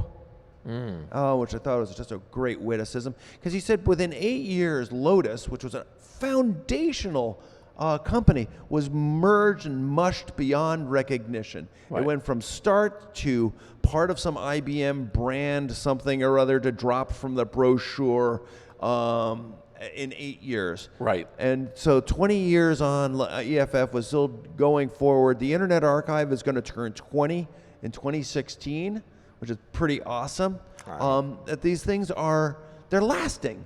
We're able to make these things go, and it's because there's ongoing support and the level of exponentials, right? We don't talk about, oh, well, we're going to make this much more money, or it's a zombie, there we're going to sell it or whatever. It's like, no, we're making this go for the long term. We're not out to grow fantastically bigger in terms of the number of people. We're not trying to take over cities with our office buildings. What we'd really like to do is have other people doing pieces so we could do even less. We could do the core things of what the Internet Archive is doing. And we want exponentially more data, but we're not trying to conquer the world. It's more world liberation than world domination. Yep. Excellent. So we're going to move on to our next act here. And again, this is Brewster Kale. Made a little thing called Internet Archive. Worked with a lot of people on it. And I don't know your schedule for today, sir. So if you're in and out, so you'll be in and out for today. But we're going to move forward to our next act, our next guest, I prefer, Mr. Craig Baldwin. Let's bring this over to Mr. Baldwin. I'm going to ask some basic fundamental questions with my producer, and others will, of course, answer. What did we end up cooking up for your segment, as it were? Here, let me give you a better... First of all, I want to say I'm just very honored to be here. This still is a church for me, a church of knowledge, a church of enlightenment. And Jason Scott and Brewster Kale, thanks very much for turning the mic over to me. I'll let you know right now that it's going to be a little less on the talking side and more on the actually showing side. And even though you heard some fantastic comments and anecdotes about hardware or comparing the Internet Archive to other corporations, mostly what we're going to be really seeing today is art, that is to say, not so hardware, but you could say software. Art that is really at shares the same principles and the same values of the Internet Archive. That is to say that the media world around us is important. It should be valued. It should be preserved. It should be studied and researched and played with, by the way. It's ours, and we deserve it. And we're intent on preserving it. And that's, to me, what the Internet Archive represents. Right. Yeah. No, I mean, it's a point of pride to me to come in here and be able to work on things. And of course, we both share this love of Negative Land. And when they had been talking with me, they had contacted me when I was a punk in like 1993 or 94 of like, we've got all these recordings, we want to put them online. And I'm like, I don't really have any. I'm a sysadmin. I don't have much power to do it. And it's like, okay, but a little bit later, Mark, of course, is Mark. And Mark is like, do you maybe now? And I'm like, well, I'm working at a game company. I really can't do it. This thing. And then, like, basically about a year and a half, 2 years ago, I was like, hey, good news. Guess what? Changed my entire life. Now work for a nonprofit. All it has is disk space and bandwidth. And he was like, awesome. And so I had started to work with the archivist, Tim, on it. And then, of course, they were like, do we want to put this out perfect? Do we want to have everything described? And they were like working on it. And then with Don's death, as we'll discuss, they said, you know what, we can't just keep waiting for perfect. We got to get this out there. And it's blown people away. And so it was nice for me because for 20 years, Mark has been asking me for the opportunity to host it somewhere. And I was like, did it. And then on top of that, for us to hold in safekeeping for a while the Negative Land archives, the physical master tapes, that's very meaningful to me because these are things I grew up with. Anyway, I mean, I don't want to get ahead and bump into your thing, but we both share this interaction with Negative Land. That's correct. Various bits. So what was decided? How you're gonna? Are you going to? I'm going to introduce several different clips. Let's put it this way: it'll be not only Negative Land performing, but also Negative Land talking, and then finally music videos made out of Negative Land's pieces. All right? Okay, and it will. It will, of course, just because the way we did this, we can't have it on a big projection screen, but you'll be able to hear it. So hopefully that will be okay. Well, no, they'll be able to see the video. People will be able to see it. Yeah. You won't be able to. When I said about being transparent, right. Yes. I'm trying to do the thing where I'm like, we're doing this on this camera, then we're moving this because we're saving money by not hiring 19 full-time Yeah. people to sit in front of you and be Yeah, like, this is yeah, more so like- you know, I'm sure you've dealt with those line producers who come in and Right. go, I need you to look straight at the camera and you have Yeah, to do this okay, thing. I'll do Don't that eat the now." candy. Right. Yeah, don't do anything. Hit the Yeah. camera and something. Right. So Okay. yeah, I know. Okay. Hi there. Right. All right. So I'm going to just give the stage to you, sir. And again, this is Mr. Craig Baldwin. Sure. Once again, a reminder that this is the Internet Archive Telethon, and that we are at Pound IA Telethon. Let your friends know about what we're going on. Please give to us. We have a donation link on the page. And once again, Mr. Baldwin. All right, thanks very much, Jason Scott. You know, I could hardly beat an introduction like that, but I just want to say this is really all about, you know, supporting something that's very, very important. I may sit down, or I may not during the course of this. I'm not exactly sure what's looks best or is most comfortable. But don't worry about it, because you're mostly going to be seeing video pieces. This is for all you out online, not so much the small group of people here in this space, which is a wonderful space in any event. We'll hear it, but. Basically, Jason sort of mentioned the death of Don Joyce, and that's really what kicked this off for this particular kind of memorial in July, some months ago, late July. He passed away at age 71, and Don Joyce, for me, was a hero, without a doubt, and a man who really more or less invented the idea of live audio collage at KPFA in a program called Over the Edge, as well as the term culture jamming, which is more of a critical political use, satirical use of collaged pop cultural material. So we're going to kind of review that over the course of like 7 or 8 little video clips over the course of an hour. There's plenty of things happening later tonight and so on after me. So, you know, stay tuned in and all that. But keep supporting the Internet Archive, that's for sure. But, you know, I want you to respond to the beauty and the intelligence of these pieces, and come on and call in and keep those dollars flowing to keep this place up and alive. Now, the first thing, I just want to say a few things about Negativland and Don Joyce. That basically they're sort of East Bay. Don Joyce was, that is to say, East Bay, Oakland area in Northern California. Don went to school, was actually a painter. He was a painting student at the Rhode Island School of Design, which is a very prestigious school, by the way. But again, in the fine art world and moving out, he by the way, he went to Canada during the draft. To me, just an example of commitment to peace, to live his comfortable life on the East Coast, to live in another country, so as to stay out of that damned war in Vietnam. So ultimately came back to Mills College and the group of audio experimenters in the Oakland area, and got a slot on KPFA. KPFA, the largest of the Pacifica stations, Don Joyce's Over the Edge program became the longest running program of any Pacifica station. That's saying a lot. Let's talk about 1980, 1981, right up until like 2 weeks before his death in 2015. So you do the math.